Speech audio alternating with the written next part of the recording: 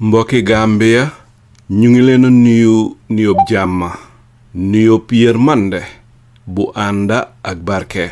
nuyoo yi faaxee ko AG radio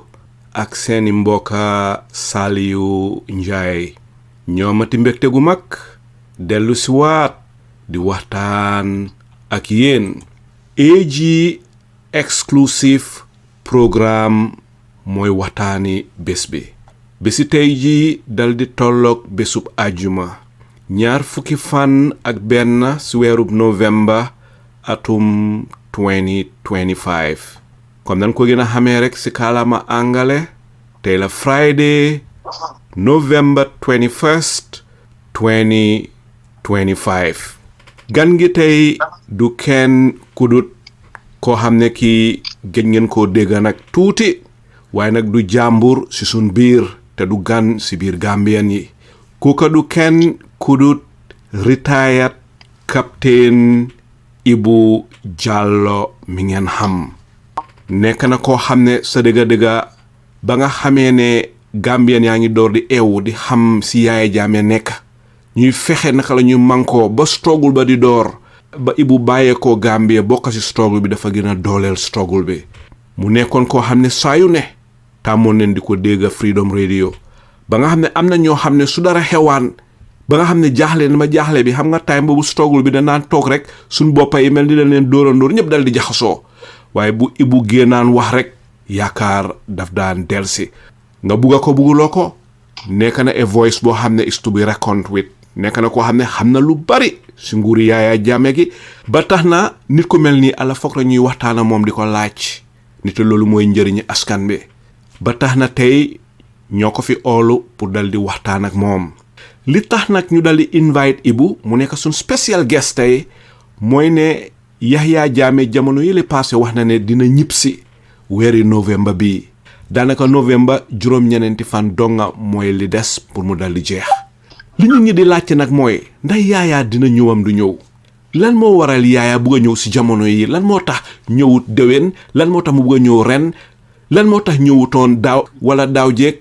lan a tax ñëwutoon lan a tax léegi ñun ñaa ngi laajte ba pare su fekkee ne Yahya ñëw na lan mooy li xew lan la luwaa bi di def ba pare ndax lii dina jaxase dëkk bi si su néegi député yi nag taayile passé demoon leen di debate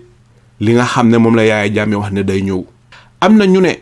Yahya this time miin na ko de serious na dina ñëw am ñu ne fi léegi suñ Yahya Banjul International Airport duñ gëm ne Yahya egsi na am ñu ne lii benn la rek si failed promises yi nga xam ne moom la daan promise di wax ne dina ñëw te ñëwut am na sax ñu ne na ko Bukasa defee woon Central African Republic noonu la ko Yahya bugg a defee woon te Bukasa tamit gannaaw bu mu demee into exile dal dina dugga si Central African Republic ñu dal di ko jàpp tëj ko mujjanteel ba ñu dal di ko bàyyi ba mujjanteel ba sa la génn àddina am na ñu ne na ko Bukasa doxalee woon noonu la ko Yahya Jammeh bugg a doxalee waaye nag mbir mi yëpp ndax Yahya dina ñëwam du ñëw remains to be seen bu ñëwee nag moom yëpp dina leer waaye nag bu ñëwut ñun ñi dañu delluwaat rek ne Yahya tàmm na di wax lii waaye ñëwut fi mu nekk du def lu dut dal di dem rek jëli suñ gan gi dal di ñu si wax li nga xam ne mooy xalaatam ba nag mbokk yi ma dal di ànd ak yéen dañu dal di dem jëli Ebou Jallow Ebou ñu ngi lay nuyu di la santa di la gërëm di la jox sa wàccuwaay ba mat sëkk di la yaatal di la dalal fii si AG radio mais la rek Ebou nga dal di nuyuwante déglukat yi avant ñuy tàmbali laajte yi. waaw asalaamaaleykum jërëjëf Alaaji Saliou di la nuyu bu baax a baax yow ndax yàlla boole nañu si jamono yu yàgga nga doon suma xarit nekk suma wóoleel bu baax a baax toujours suñu waxtaan dafa neex ba jàmm rek ak xiiwal wax dëgg neex yàlla di nuyu tamit sa audience bi askan wi Gambia radio andi di nuyu tamit Gambian audience bi at large ñi ñoo déglu ñëpp si biir Gambia ak si diaspora bi askani radio nag daanaka mun naa ne rek suma rek comme ni ma la ko waxee rek suma radio la te ñun ñëpp ñoo ci nekkoon together in the struggle tàmbale ko si ndem si yàlla si Panderi Mbay yal na ko yàlla xare àjjana def na liggéey bu rafet ba ni ko fi yàlla jëlee te bokk na si pilas yi nga xam ne tamit ñun foofu rek lañ amoon pour mun a xeex nooteel gi nekkoon si Gambia si ñun niñ ko gisee ba yàlla def soppeeku bu rëy in the country tey nag jamono dem na ba nga xam ne fi mu ne nii mun nañoo toog di gëstuwaat gannaaw li weesu ak li am tey ak fa ñuy jëm ëllëg loolu mooy suma nuyoo tey Alagie Saliou ak sa audience yëpp maa ngi leen nuyu ku nekk sa tur ak sa sant jërëjëf. ndeysaan jërëjëf Ebou si wax yu sell yooyu wax yu rafet yooyu te li nga wax dafa yóbbu suma xel fu sori ndeysaan yaa ngi tudda ndem si yàlla Panderi Mbay te Panderi nekk na ko xam ne waroon koo fàtte mu ngi génnoon àddina on the 22nd of November 2021 ndeysaan mu nekk loo xam ne lu daw yaram la Ebou fi mu nekk gis neen Gambia ni demee ñu ngi waxtaanee si mbiri Yahya Jammeh dinañu am du ñëw waaye kenn du mun a waxtaanee Yahya Jammeh te waxtaanewuloo li indi Yahya Jammeh ak li waral Yahya Jammeh dem Equatorial Guinée Ebou seetlu nga leena Yahya bi mooy ñëw ees ñaar fukki at ak juróom ñeneen donga la amoon 29 years ma walaa laaj teg Ebou yow bi nga ñëw si jonta bi lan moo la fa indi woon ak ñaata at nga amoon time boobu waaw man xam naa ne day bi maa ñëw si jonta bi Yahya moo ñu magoon ñun ñëpp man I was probably 24 or just about 25 si ma remember xam nga nag Yahya moom juddu koogi la ñu bari dañu wax ne sax officiel atam dëggantaan biological atam ëpp na officiel atam loolu nag man amu si finde bu leer waaye am na ñuy wax loolu waaye nag dafa tombé woon na ñun ñëpp ay xale lañ comme ni nga ko waxee rek because definitely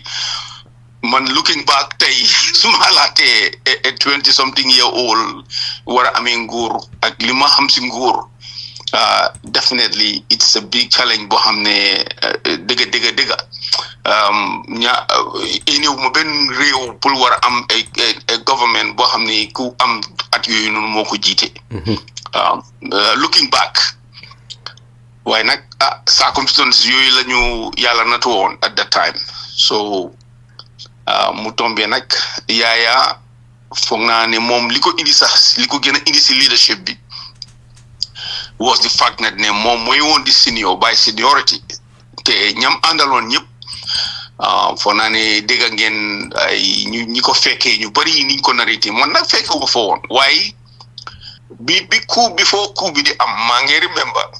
man demoon nañ am field exercise ak na ji boo xam ne yéen si ñoo ko organise ña ko tooga nag wax dëgg man ñi ma si xamoon mooy ñoom Ndour Thiam si boppam maa ngi remember field exercise boobu noonu ñu amee woon ko in up river ba eventually end up in Bansang Ndour Thiam moom mos a ñëw si man ne ma suma raka dafa am lu ma la bëgg a wax moom noonu la ma daan ooyee nag Ndour Thiam I was very close to him moom xaritam mooy wooyoon amoon na benn officer bu ñu daan ooyee Madike Gomez he was a very great officer so man maa moom ñoo dañ daan hang together so mu ne ma suma raka dafa am lu ma la bëgg a wax mu ne ko loo ma bëgg a wax mu ne ma dañoo plan pour overthrow government bi te yow dama la si bëgg a boole mu ne ko yow Ndour yaa ngi ponati rek bu ko man dama ko daan tooñ te daf daan pon so man du ma daan teg lu ma wax du ma ko daan teg serious mu ne ma non suma raka am really serious mu ne ko Ndour yow serious loo yow waxi caaxaan nga maa wax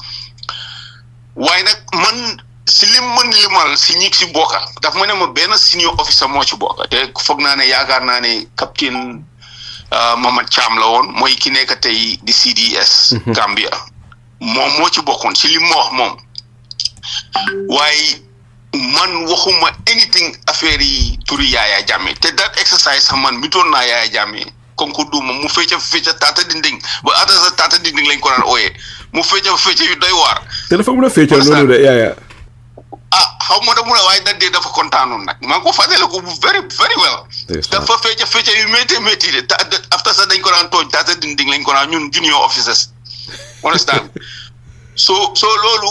man xamoon naa ne ñu ngi ko doon tooga yaa ngi wax 1994 Well, this was 94 around February, I think February or March. I can't remember exact time. Why ñu bari na ñuy déglu nañ mëna fatale ko the exact date or time biñ démé in Bansang bi exercise bi jéxé. So man li ma ci xam later nak la dégg a lot of stories from ñom Yahya Jammeh ci bopam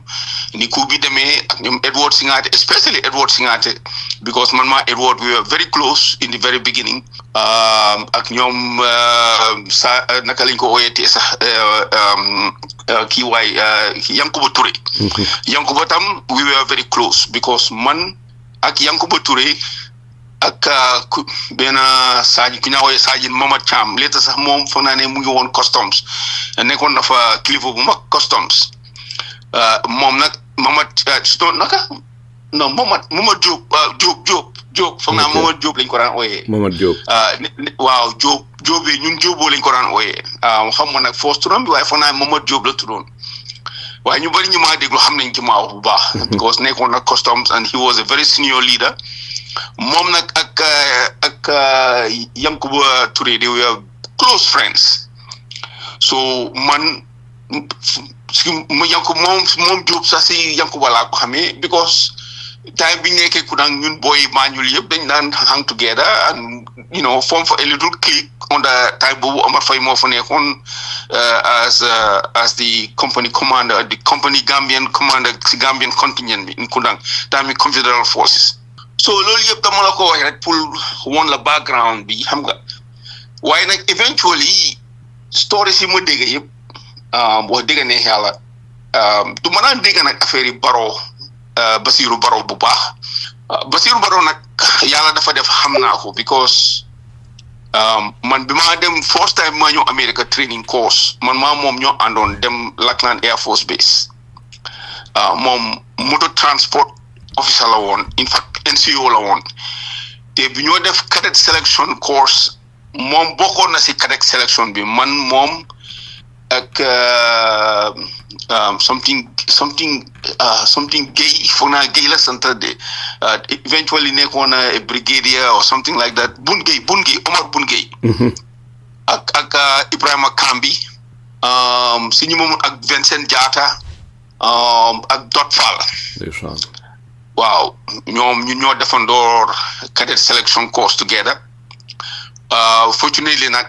man maa ngi woon jógee Kudang ñëw so ma ñëwee tubaab yi omar ma waaw gis nañ sa background yow da nga study maths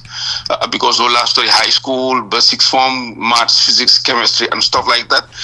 ñu ne ma dañ bëgg a ubbi ñu unit boo xam ne dañ need koo xam ne am na scientific background otherwise nag yow lañ waroon a seen pour nga dem Sandhurst why because you have very good passing grade si selection board bi waaye this is a new unit boo xam ne soo fa demee di nga am chance pour nekk indi leadership ba pare ñu ne ma li ma si gën a convince mu ne ma after soo joinee marine bi dañ laa yóbbu America so man dem America bi nag moo ma gën a inspire tey moo ñëpp a ngi naab se waaw so buñ ma waxee ne ma doo dem Sandhurst boobu naxari ma trop waaye at the end buñ ma ne ma dañ laa yóbbu America mu ne mu ngoog ndok am naa chance ba pare time boobu sax Yundum dafa toxic woon trop it was a very toxic place ku nekkaa ngi xëccoo place gi yaxante gi añaanante gi at both level all levels senior officers yi junior officers yi so environment bu toxic la woon it was very toxic so man tamit pour génn fo it was great ma ne xaara sax man at the end of the day this was not my end game dama bëggoon a ñëw rek am opportunity pour study yi out and then eventually ma leave the military that was my plan waaye yàlla ku nekk rek ak yàlla dogal so man through circumstances laa xamee ñoom Basiru Baro nag dafa nekkoon koo xam ne ku daf daan complain a lot waaye nag waxi coup d'état ak yi nii wax dëgg ne yàlla man musuma ko ràññee loolu si moom am na ñeneen names nag yi mention si ñi nga xam ne ñu ne ñooy woon di original coup plotters yi ñooñu ñoom xam naa si kenn koo xam ne Kante kooku xam naa ko bu baax moom tam mu ngi woon si officer selection course bi. mooy Alagie Kante waaye Alagie Kante waaye méegu ko woon at that time so after moom si band bi la nekkoon daf daan play daf daan foofu mbilip si band bi la nekkoon daal musique la daan def so eventually nag moom itam dem na course to Sandhurst so Kante nag xam naa ne moom he is a very dafa mun a complain he always have gripes he was more koo xam ne daal dafa amoon a lot of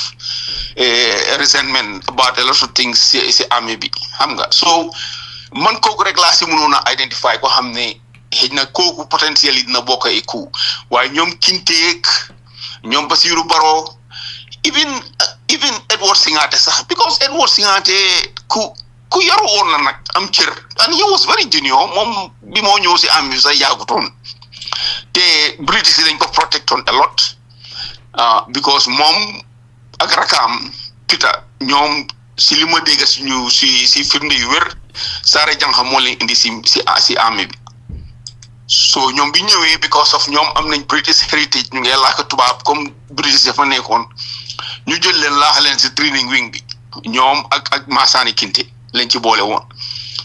understand nga so Peter moom Edward nag I was close to him but maa ngi remember day before must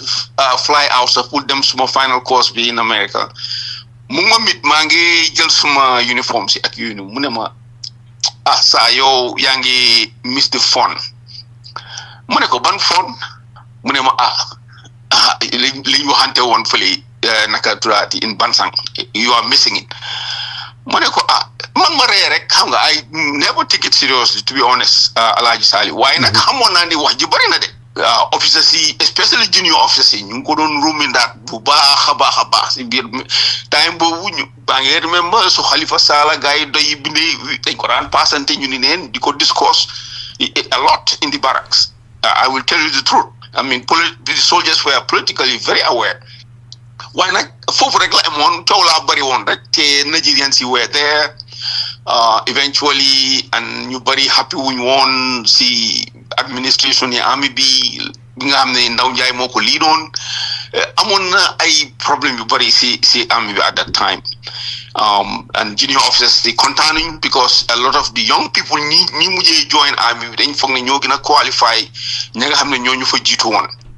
so loolu nekk another tension boo xam ne mu ngi woon between si rank si among the officer corps waaye nag Yahya Jammeh moom bokkutoon si Gambia National Army moom yundum la jógee gendarme la woon which is kind of like a police officer soo ko mënee translate si anglophone system Yahya bi mu ñëwee nag he was a pink elephant within the officer corps I will tell you ñun lan nga miin si loolu waaw because duñ ko daan take serious dañ ko daan tooñ ne dof la xam nga suñ amaan meeting ak Nigerian si nii su maa ngi remember suñ last am na lu ñu naan ooyee Durban dañ daan am meeting nii so daf daan ñëw présent si meeting bi last meeting bi maa ngi ko remember ñu ngi ko amee woon ñu dum barracks so unit bu nekk si army bi da ngaa ñëw sa one officer or two officers di nga am koo xam ne di nga ko seen mu represent di unit mu wax lanay fonctionner unit boobu si army bi in the higher scheme of things daal pour explain daal si hierarchy bi within the army lanay seen function so ku nekk da nga jóg wax Nigerian seen dañ ko naan def full disgrace some of the senior officers because ñoom dañ fiiroon ne some of the senior officers nekku ne seen credentials moo leen jox rank but because of seen family connections or they are related or they are friends with the senior commander so looloo tax ñu jox leen rank and maybe true maybe not true xam nga man duma toog pour really waaye foog naa Ebou lu mel noonu tamit bari woon na si suñu soldaar gi de jamono jooja waaw bari woon na fa because ni Gambia Army evolve la Gambia Army ñu ngi ko jëlee si dépôt the field force Ndaw Njaay ki ko njëkk a xeet kooku du woon soldat police la woon te soo xamee Ndaw Njaay history moom dépôt product la because papaam si field force bi la nekkoon so moom dépôt la xam fa la yaroo dépôt is not a military establishment paramilitary force la woon understand nga so paramilitary force boo xam ne woon it was a remnant of the Gambian contingent bi nga xam ne ñoom ñoo doon dem fu nga West African force during the Second World War ñi nga xam ne eventually ñëw nañ then the colonial administration bi retain leen and amuñ woon fu ñu leen def because amuñ woon proper education pour mun a nekk police officer but at the same time they were veterans xamuñ fu lañ leen def so ñu retain leen as a paramilitary force so field force boobu nag moo law ba eventually turned into the army understand Ndaw Njaay nag he is a product of the field force comme bi coup bi di happen in 1981 foog naa mooy woon ADC Jawara or something like that so bi ñoo form army bi nag Jawara interest ko óolu ko because miinoon na ko jox ko ne moom nañ ko lii so ñu door di ko jox class training about basic things xam nga ñu ko daan train noonu time boobu waaw British yi ñoo ko doon train xam nga British yaa fa nekkoon so yaa ngi wax around 1984 85 fi mu nekk yeah because ñoom ñoo sanca di Gambia Army I mean the Gambia Army proper although am na time boo xam ne fo naa Senegalese were in charge but eventually ñu indi the British Army pour a training team pour ñu form a nucleus of an army while still environment bi nekkoon in Gambia especially sun elite bi ñoom dañ amoon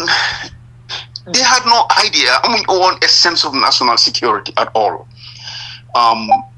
ñoom liñ miinoon mooy police so amee tolof ba am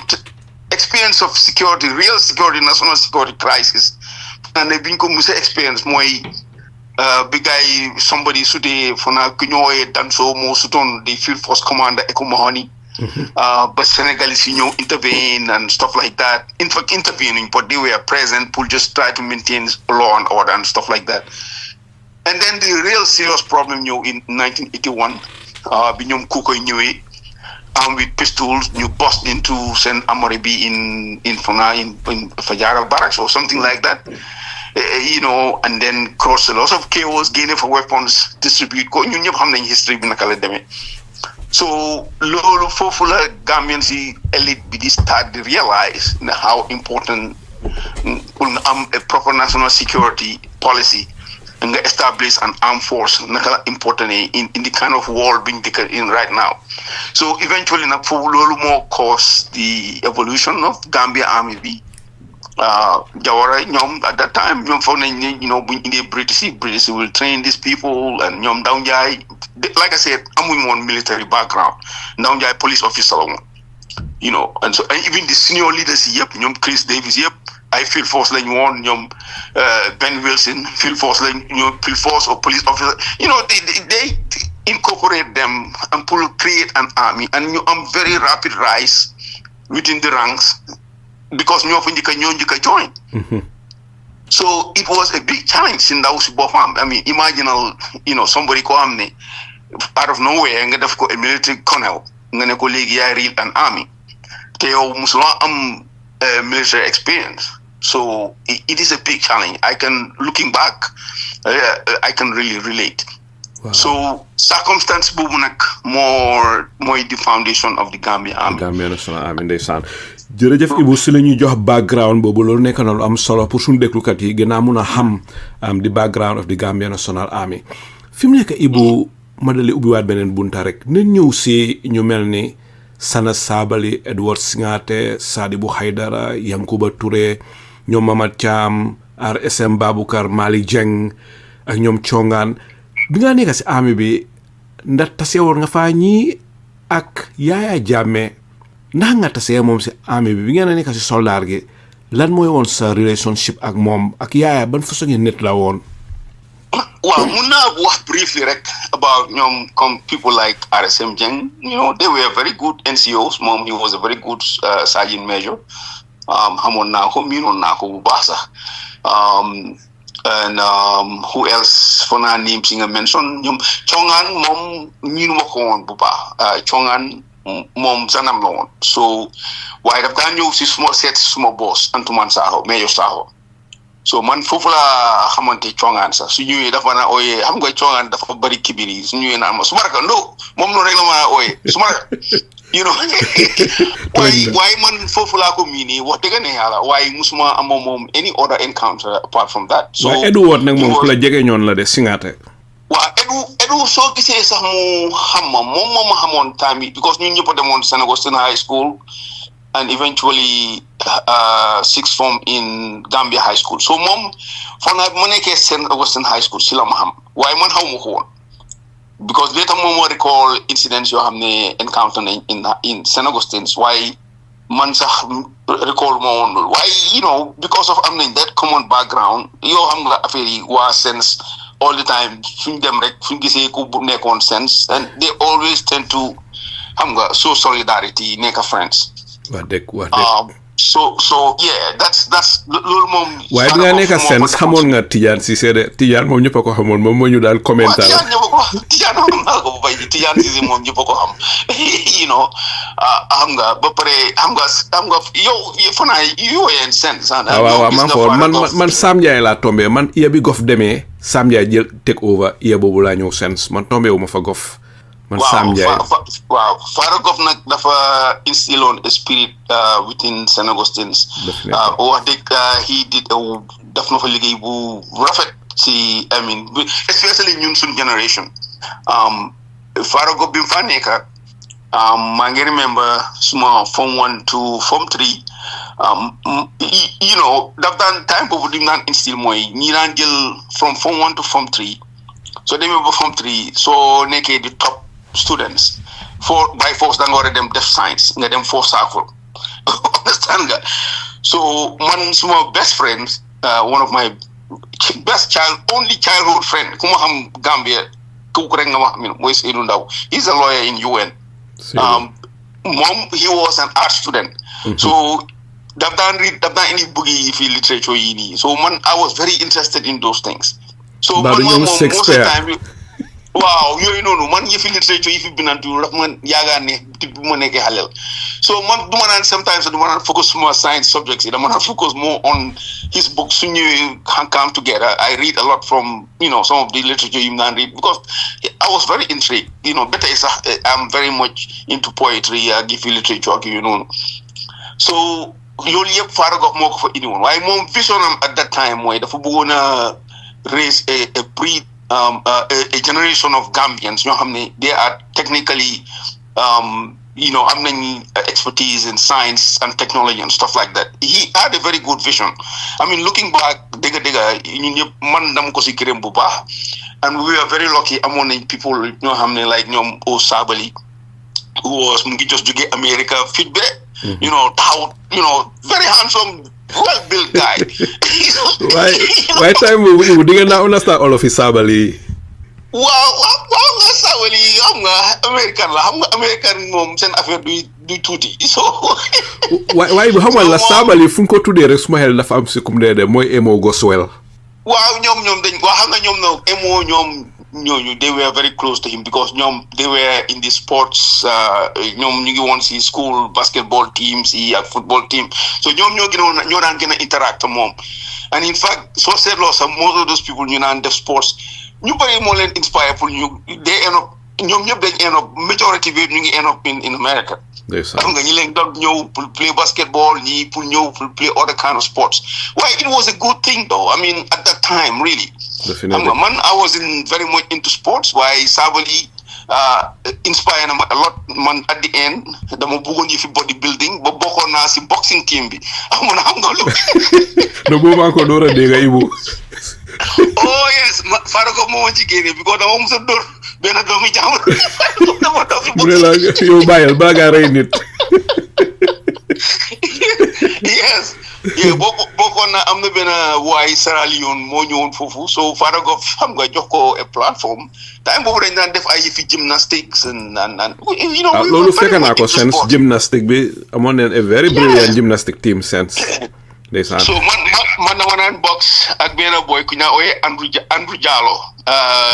you know fana brother Pam Moses Jallow xam nga Moses Jallow nekkoon like a diplomat and ambassador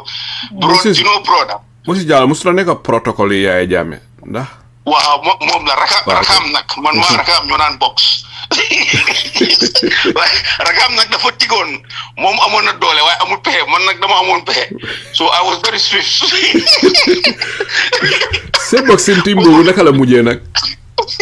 waaw man moom dañ ma si mujjee génne because for now he was in Form 3 benn boy akut moo wax turam na because lay tiifa la dafa doon tooñ rek moom na he's a good guy waaye xam nga dafa ma doon tooñ mu jël toogoom yi xam nga toogo yi ñu daan toog mu jël ko mistaking ni nag mu teg ko suma ko tànk bi so maa ko wax ne ko yaa ngi maa gaañ waaye mu maa ignore di ma tooñ bi maa tooñ suma xol bi tànga rek ma taba ko waaye mu wax la lu ma gëj a dégg de taba ma taba ko mu ne fat si suuf deret bi di walngaat si classroom bi you know Father Goff ñëw de what is this so man foo ne rey naa doomi jaamur sa so Father Goff ne ma nag yow moom from now on doo fi boxati after all sax yow xamul tax sa ngay box because you are very good in xam nga sa academics ma loolu moom a safe ndeysaan ba mu mun a continuer waaye suspendul la woon de si loolu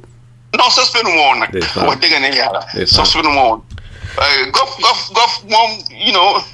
xam nga man nag du mën a am problème ak moom you know waaye xam nga because soo buggee jànga wala nga bugg a sports yow da ngaa nekk xariti Goff man loolu moom I always ñun we were lucky honestly suma generation at the time ñoom yaa ngi fa amoon teachers yu mel ni ñoom Elizabeth Rena ñoom Mr Folot ak of course ñoom Mr Ndiaye am na English teacher bu ñu ooyee naka lañ ko ooyee ak suma favorite teacher Mr Matthews benn physics teacher la woon xam nga ko waaye Mr Matthews Indian bi tombé naa ko moom daan teach lifin chemistry xaw ma physics wow. It was class and one the toughest in St. Augustine High School and he was a very good guy and he teach a lot of Gambian engineers I'm telling you a lot of people know him today they will remember very well. I mean, a lot of people went through him. So honestly, you know, I have very good memories in high school. And you know, when I was in Jugewan's family, or rich, why we had my friends here, they are from relatively, they are from very wealthy families. Tey bu fo na yo tombe ngon nga fa Modou Moussa de doomi Jawara be bokku len won bacc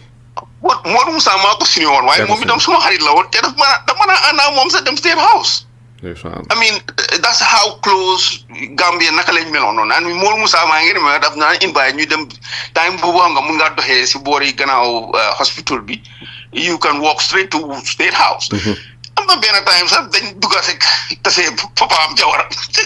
muy laaka aku man ma daw you know. Jawara dégg na aku deke dégg naa ko aku rek laa laaka time boobu aku rek you know waaye it was very nice experience xam nga yaa ngi fi tudda ñoo xam ne fu njaare delloo leen jukkal tamit yaa ngi tudda Ous Sabali man suma pii teacher la woon waaye wax dëgg moom itam inspire na ñu bari ba pare liggéeyam rafet na ba pare wax dëgg contribute na a lot ba pare Mr Matthews xaw ma na mu ngi dunda xaw ma fu mu nekk moom itam duñ ko faate mu contribute na a lot in St Augustine's Father Joseph Goff moom lim indi Gambia nekkul ne rek dafa indi development sense waaye Goff ñu bari la inspire yaa ngi fàle ko Roots Young Africans ñoom Buur Banjul ñoom Abu Johnson yaa ngi fàttale ko Bulldozer xam nga ñeneen ñoom Baye Male ñi nga gis ni yëpp ndeysaan Goff am na lu mu def si ñoom yes so you know he really instilled certain values yoo xam ne you know man I can tell su ma demee si jataay Gambian mun naa laa seekil ñene demoon St Augustine High School because dafa instill certain kind of a pride si boys si sense yi xam nga you know it was like xam nga so demul sense you will never understand what I'm talking about understand nga and te loolu nag dëgg wax dëgg ne yaa Fada Goff moo ko instill on si ñun won ñu ne you can reach any level boobu ga I mean he really inspired us definitely because man mi sa Ibu man li tax ma si taloon sense du dara de Fada Goff la rek ba tay boo solee di uniform of sense rek nit ñi dañ la dee respect loolu ñu si dugaloon ne waaye regretuñ ko tamit rëccuwuñ ko yes absolutely so foofu nag loolu moo indi suma close mooy foundation yi suma relationship ak Edward Singhateh waaw how about Peter sa diggante moom naka la meloon ndax yow Edward nga gënoon a jegeñ waaw man na Peter nag si Edward laa ko xamee man Edward mooy kind of like suma morom Peter was a junior brother so man bi ma joinee council bi nag si laa miin Peter properly because saa yu ma demaan kër Edward dama fa naan fekk Peter and he used to be very happy suma gisaan ba am na time boo xam ne nag Edward daf daan ñëw am ay mood swing or dafa daan am rabam mi daf ko daan dikkal so bu ma ñëwee rek yaayam daf ma naan gàttandu si bunta bi ne ma please thank God you are here your brother Dorothy na xam nga su nga demee fekk Edward mu nga toog si kaw nag face Atlantic Ocean bi xam nga fa mu dikkoon Cape Point teg ay butéeli biir yu bari ay classe yi na ko fii di nga fekk façon xeeti fetel bu nekk di nga ko fekk so su ma ñëwee kenn rek la daan waxal mooy benn doomam bu jigéen kuñ daan ooyee Teresa su ma ñëwee kooku rek a daan nekk si boram su ma ñëwee ko booy lu xew mu ne ma ñëw nga toogal xam nga su ma toogee rek mu doon nag di saaga ndey te loolu naan laaka olof ngeen daan laaka de waaw olof lañ naan laaka we only speak olof dégg na olof olof yi nongo Banjul rek la naan la wax dégg ne yaa waa Edu xanaa dafa amee woon mood swing daf daan toog mer dafa amee temper ndax nit ku quiet la because of Gambien yi lu ëpp doole su ñun di laa ne Edward ku quiet la because of compose ni mel waaye ndax daf daan mer xam nga am glad nga laaj ma question bi laaj Saliou xam nga Edu soo xamul background doo understand eventually naka la Edu end up the way he is because Edu is a pathological sociopath. Edu weruton. I am not kidding. Amut empathy de. No. Edu dafa amoon deep psychological problems. Loolu daf ko judduwaale ndax bi mu ñëw si soldat gi la ko loolu dab. Loolu judduwaale wu ko waaye circumstance yi family bi ko rees foofu la amee those kind of problems. te li ma wax ni si gémmiñam moo ma ko wax.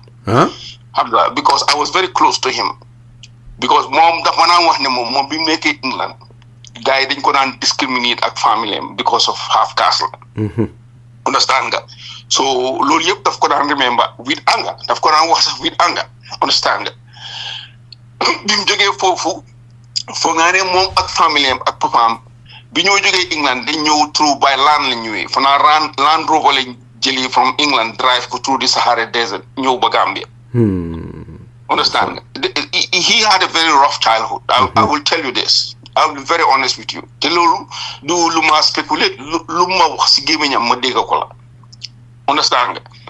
and not only enut foofu fanaa sax am na benn système boo xam ne sax si Sahara Desert bi la sola bakkanam des foofu la ko gaay so bi gaay di ñëw ndeysaan understand nga then after bi mu jógee ñëw to Gambia ngeen baawal ma si cadre bi waaye papaam was kind of very dispirited amoon na a bright future bi moo jógee Gambia as a young man dem England mu takka fa tubaab but things didn't work out for him bi ñëwee ñam defaloon childhood ñu mel ni ñoom MC Cham especially MC Cham nekkoon minister for naa childhood friend am la woon ñoo ñëpp ñëw na gis na ñoom te kind of xam nga rek ni ñu ko waxee Gambia tekki nañ ñëw na moom moo demoo ñëw na waaye ñam fa bàyyi woon gannaaw kind of xam nga rek Gambian mentality ñu raw nañ ko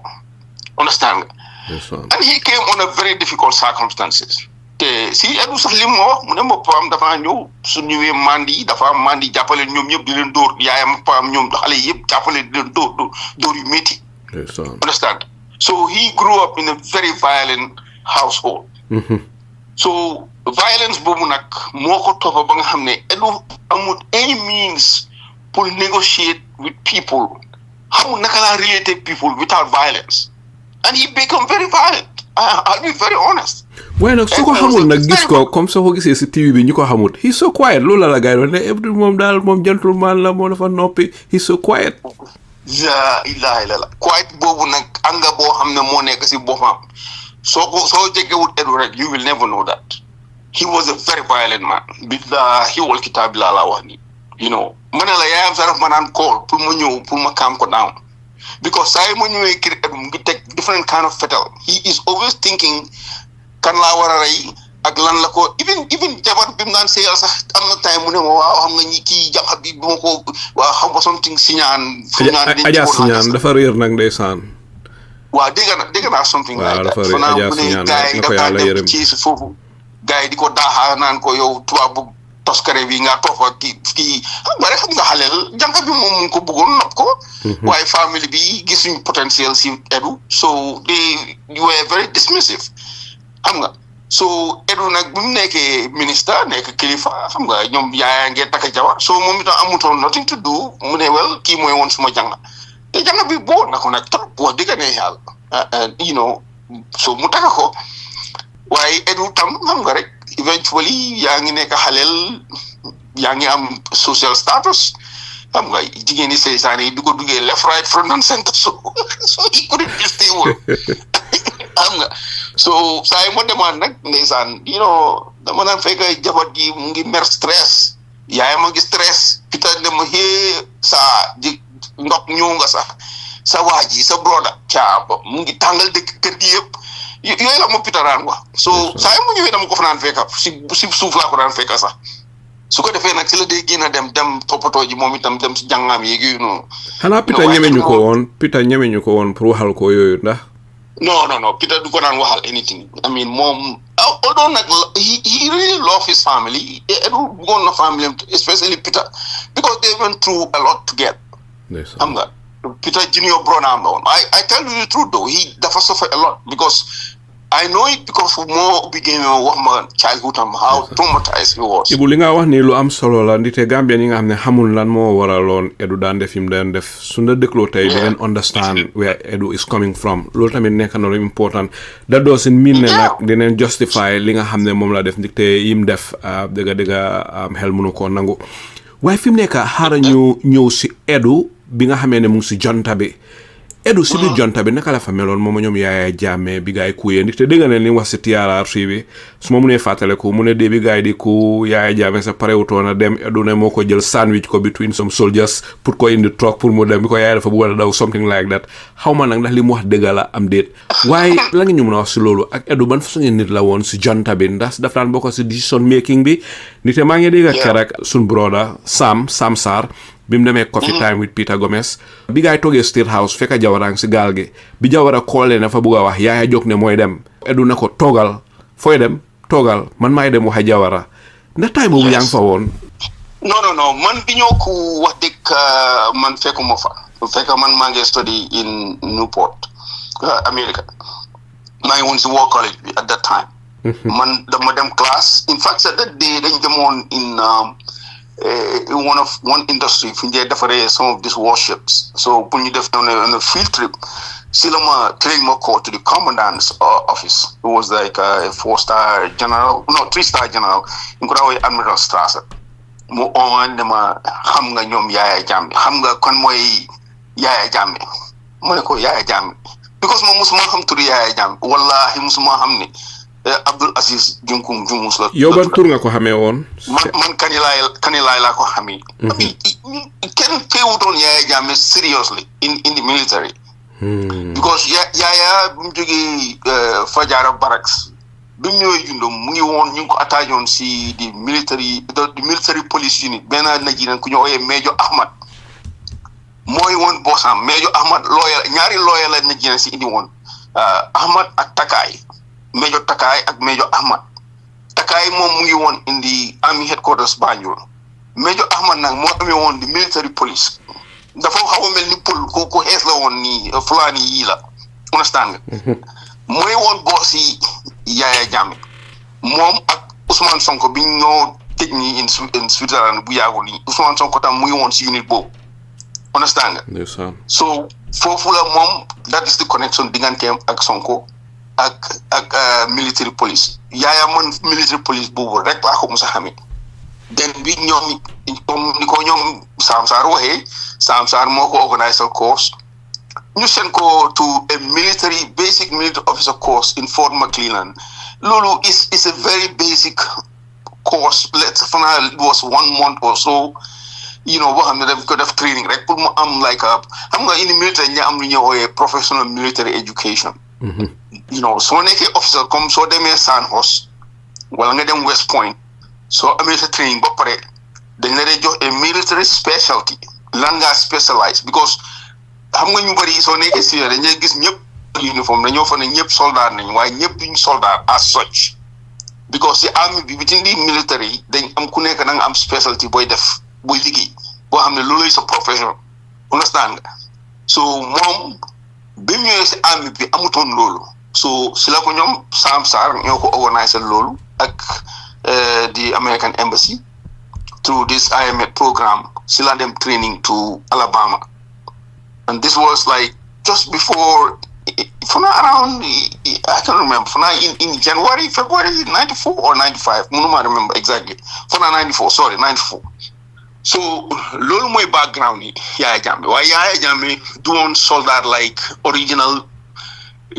nekku ne fa join the Gambia army moom gendarme la woon which is totally different waaye boobu bi nga déggee ne Yahya Jammeh dafa stage a coup turam feeñ si tituloo waaw man wax dëgg ne yàlla expect moon Trump si ne mooy head a military government waaye yow suspect woon nga ne coup was imminent xam naa because wax nañ ma ko waaye ñi ma ko wax man da bay ton ni like wax naa la ñoom Duur Caam ñu ma ko wax waaye man téye ma woon Duur Caam seriously Mama Caam moom was very disgruntled so du ma surprise suñ ko recruter pour mu nekk senior waaye ñoom bañ demee def beaucoup so understand woon army bi time boobu Mama Caam dafa lose on a lot of respect lu waraloon loolu waaw because dafa amoon incident moom mooy woon di adjutant si army barracks bi ba mu fa nekkee nag dafa amoon incident ndaw njaay bugga ko daaxa because dañ ko jàppoon si li ma mooy seen rason bi waaw rason daf doon sàcc maalo si rason si I'm telling you a serious case in fact dañ ko woon a yónni course an adjutant general course America waaye because of incident boobu si leen jël course bi jox ko Sam Sarr fekk Sam Sarr sax mu doon am problème moom itam gaa yi ngoo jéem a push away yónni ko def ko ay staff officer di ko dandal si military bi completely moom sax moom buggutoon fekk moom sax am affaire army bi itam soofoon na ko ñan ñooy ñu doon def loolu soo nee gaañi ñan ñoo ko doon bugg a aate ñaaka si army bi waaw it was the British ak xam nga moom du daan jub British yi nii especially ku ñu daan wooyee Colonel Sow Colonel Sow benn dox boo xam ne la moom he was a very different guy some background was very unique in the sense ne moom America la nekkoon fi lay jàngee am xam nga at least to associate level so moom bi mu ñëwee he was not like a typical Gambian who joined in the army so because I'm not that background and for that teacher one so he was very experienced why I think army time was very frustrating for a career to be honest because I was thinking of Nakalai Guinea's army so and I think it applies to a lot of people in the military them do something better. Why coming to Nakala Hame Yahya Jammeh gis nga Colonel Sow boobu noonu dañ am incident booy demoon Liberia ñu ne dañ leen a prosecute man Ebou Jallow mii maa leen doon defend in the court martial booy si eventually ñu stage coup bi in 94 man maa leen doon defend understand nga time boobu xam nga in the British Army an officer, one of the duties and responsibilities, mooy nga defend a soldier in a court martial. Lolu is one of your duties. So like a commission officer. Things have changed a lot because obviously, a court martial is part of the judiciary. Ultimately, the Supreme Court, the final jurisdiction. So, legi, it's more formalized. It's not like before. Why time bobu lingande moy the commanding officer dafa institute according to Gambia Armed Forces Act, Muna institute a court martial, or an officer mu def the presiding officer. And then other officers you prosecute. Man si you don't defend boy si ultimately you def coup bi ñu jóge won Liberia di ñaxtu sen affaire yi pay man ma leen don't defend. And guess can more sign all the prosecution charges? Yahya Jammeh. Yahya Jammeh more sign all the charge sheets. Du li ma wax lu ma gis la maa ko gisal suma boppam moom moo leen doon prosecute. So moo tax eventually bu ma déggee ñu ne Yahya dafa bokk si coup daf ma choc. Man dama amoon two theories mu ne xëj na Yahya knowing him daf doon bokkalu rek waaye ultimately bu yëfi bu caaxumoon dafa ne moom daf doon dem pour arrest leen. Knowing him he is capable of doing that. Xam nga waaye nag man xam nga fekkuma fa bi gars yi jógee from Yundum man liñ ma wax loolu laa mun a góowee ba ak ñoom maa si ñoom Samsan ñi nga xam ne fekkee nañ incidents yi ñu fekkee ak ñoom Yahya eventually liñ ma wax si kanami Edward li ma wax si kanami Yahya man loolu laa mun a triangulate wax leen la lii moo happen understand nga but li ma xam mooy Edward moom was deep into it. Sana Sabally was also moom itam was knee deep. Sadibou nag man miinu ma ko woon bu baax dama naan nuyu wante moom nii rek waaye moom nekkutoon si army bi moom itam Zanam la jógee moom ak Yahya Jammeh ñoo ñëwandoor actually ñoom tri la sax moom ak benn lieutenant bu ñu ooyee lieutenant Morong moom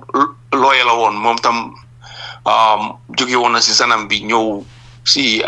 ñi ma mun a remember si officers. You know so man miinu ma Morong moom miinu naa ko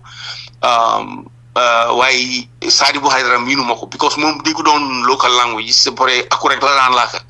understand nga so man Yahya suma first encounter mooy that court martial bi gars yi di prosecute boy si jógee woon Liberia te foog naa ne some of sa guests yi ñu bëri wax nañ la story bi naka la demee waaye man li ma fekkee mooy bi ñu leen a prosecute man maa leen doon defend ñoom Pa An ak ñoom Mama Cham ñoom ñoo doon ñëw di joxe evidence for the government against ñooñu ne ñii dañ doon ñëw pour cause insurrection and stuff like that. te ñan nga mun a fàttaliku si ñi ngi doon defend. ki ma si gën a mun a ràññee mooy ñoom Malang Jiba because dañ leen yóbbu woon tëj leen mile 2 waaye Malang Jiba xam nga soo gisee sax mu gën ko xam because man Malang ñoo defandoo recruit training man moom ak one of your guests Ben Soare xam na ko bu baax ak ñoom Sama Jawo ak ñoom ak Bojang ñi dee in Liberia. Lamin Bojang Sama Jawo ñun ñoo bokkoon ñoo daan fanaan moo daan fanaan si suuf ma fanaan si kaw ñoo bokkoon si bunk bed. xam naa ko mu he's a cool ku baax wax dëgg ne ak Bojang moom dafa xawoon a funny tuuti you know he always crack joke you know am na ñu bari sax I can recall seen faces waaye mënuma remember seen tour right now. waaye bu boys jóge woon Liberia gars yi dañ doon demonstrate ndax dem pare woon pour def coup lan la gars yi pare woon. waaw ñoom liñ ma waxoon at that time ñu ne ma ñoom dañ doon dem pour express seen grievance to the government because dañ fiiloon ne Jawara xamutoon li xew in the army and you know, listening to a lot of reports, like some of the guests in for now that guy Cham for suffer in Liberia, I can understand really. So it was very tough, very difficult. The Munuma understand Nakanga uni soldiers to a peacekeeping operation. You were endure that kind of condition. Lulu is a big failure. See army leadership. Why not? Like I said, they have no experience. All this thing was new. Jawara, I don't know for what reasons. Legal cause Pulmu talk UN troops. Why army was very, very, very not equipped for even a peacekeeping operation. It was not do one war. Them one war. They were there for peacekeeping operation. Combat operations doing better. It's not the same. Understand? Okay. Why even regardless of that, you get them in a very hostile environment. waroon nañoo am the necessary measures to protect sa own troops ñi nga xam ne ñu ngi dem in such a mission waaye nag xam nga like I said it was a young army ki ko lead was very inexperienced British tubaab yi ñoo fa nekkoon te ñooñu sax tubaab yi ñu naan indi seen best and brightest to Gambia pour ñu trade Gambia am si ñoom ñi nga xam ne bëgguñu leen ñoo leen naan sànni Gambia you know ñoo xam ne they are almost about to retire or they just don't want them anymore kan nga mënoon a fàttali ko si British yi lii doon sun troupes si ñoom xam naa ñoom Colonel Shaw Colonel Gilbert Major Payne ak Rob John and Major Fisher and they have NCOs amoon nañ kenn Sergeant Major Johnson am nañ fu naa eventually am nañ Sergeant Major Sellers I remember these people very well xam nga ñoom ñi ñoo nekkoon the British Army training team dañu amoon like 2 or 3 offices barracks you know and they ñaan ñëw foofu ñooy conduct training they were basically running the army at that time. jërëjëf Ebou si leeral yu am solo yooyu jàngat yu am solo yooyu fi mu nekk ñu ubbiwaat beneen bunta fi mu nekk ñu dal di ñëw si jonta bi si boppam Yahya Jammeh mi nga xamoon ak Edward Singhateh bi nga xamoon bi nga ñëwee ba bokk jonta bi ndax the same person leen ndax it is different. waaw Yahya nag like I said man suma first encounter ak Yahya mooy that court martial bi ma gisee turam mu ngi sign all the charge sheets I mean it was a signature bu gudda bu ñanga ma ne waaw kii mooy kan who is this guy so lañ moo ne mooy Kanilaay la ma ne leen oh yeah man si laa gis ne that's his signature waaye man Kanilaay rek laa ko mos a xamee dañ daan exchange nuyo wante ni like for example suñ amoon like national parades like Independence Day and stuff like that dañ daan pull officers and troops from all over units si nekk si army bi yëpp dañ daan tase Fajara barracks or stuff like that man occasions yooyu laa daan gën a tase ak Yahya Jammeh understand nga and also he was like the military police so anything lu happen and dañ nga ne Yahya Jammeh la ñoo seen fii xam nga moom tam mu doon integrate in the army so man noonu laa ko xamee woon daal waaye minantewuma moom as a person Edu tamit like I said xamoon naa ko nii rek in the military suñ demee parades dañ daan hang out together waxtaan and stuff like fàttaliku yi fi sense about Sabali nim daan waxee ñuy tooñ Sabali in the like English and stuff like that like all of sorry anga so camaraderie bu moo nekkoon suñu diggante ak ñoom so su fekkee ne ki ma gënoon a xam si council bi mooy Sana Sabali ak kii naka lañ ko oyatee Yankuba Touré because saaf naa moom in Kudang so under Omar Faye so xamante woon naa moom bu baax Sana Sabali tam minante woon naa moom bu baax moom nag dafa bëri woon kirib karab xam nga time boobu sax moom daf daan try pour nekk officer all the time so apply gars yi turn ko down and stuff like that eventually nag laa gis ñu commission leen moom ak ñoom Dot Fall ñoom Basiru Baro ak even Yahya Jammeh sax Yahya Jammeh ak man lañ commissioner lañ promoter to lieutenant the same day understand ak Basiru Baro ñun ñetta man Basiru Baro ak Yahya Jammeh Basiru Baro moo ñu suñu woon as a lieutenant waaye ñun ñëpp the same day lañ jox lieutenant understand waaw so man that is suma relationship ak ñoom ñëpp ak ñoom Yahya Jammeh waaye bi ma joiné nag council bi nag man xamoo woon Yahya Jammeh honestly in the army dañ ko dof lañ ko téye woon honestly soo laajee suma collègues yi ñi ma saafara dañ ko daan téye dañ naan ree rek but xamuñ ko personally comme ni ma xamee ñoom Yankuba non xamee mu ko noonu yow yaa ndem si yàlla Koro Ceesay te maa ngi use this opportunity pour jaale Gambien yëpp ak di la ko jaale sa yow Ebou Koro Ceesay te wax nga lu bari sa diggante moom yow yaa Koro kan moo jiitu si janta bi waaw Koro man dama ñëw fekk moom ñu ngi ko mu ngi woon as permanent secretary at the office of the chairman man fa laa fekk Koro so ba benn bés bi maa tukki in fact a mission boo xam ne first ñoom Jammeh lañ invite noonu waaye Jammeh time boobu daf daan am serious problem ak American embassy bi ak the British and all this. lan moo waraloon problème bi yan façon problème leen daan am. waaw man bi ma join council bi I mean moom waxuma directly waaye Andrew Winter daf daan ñëw suma office di joytu ne moom mënut a am access si Jammeh because Jammeh daf ko daan is like mënut a understand Jammeh daal. So daf daan ñëw moom ak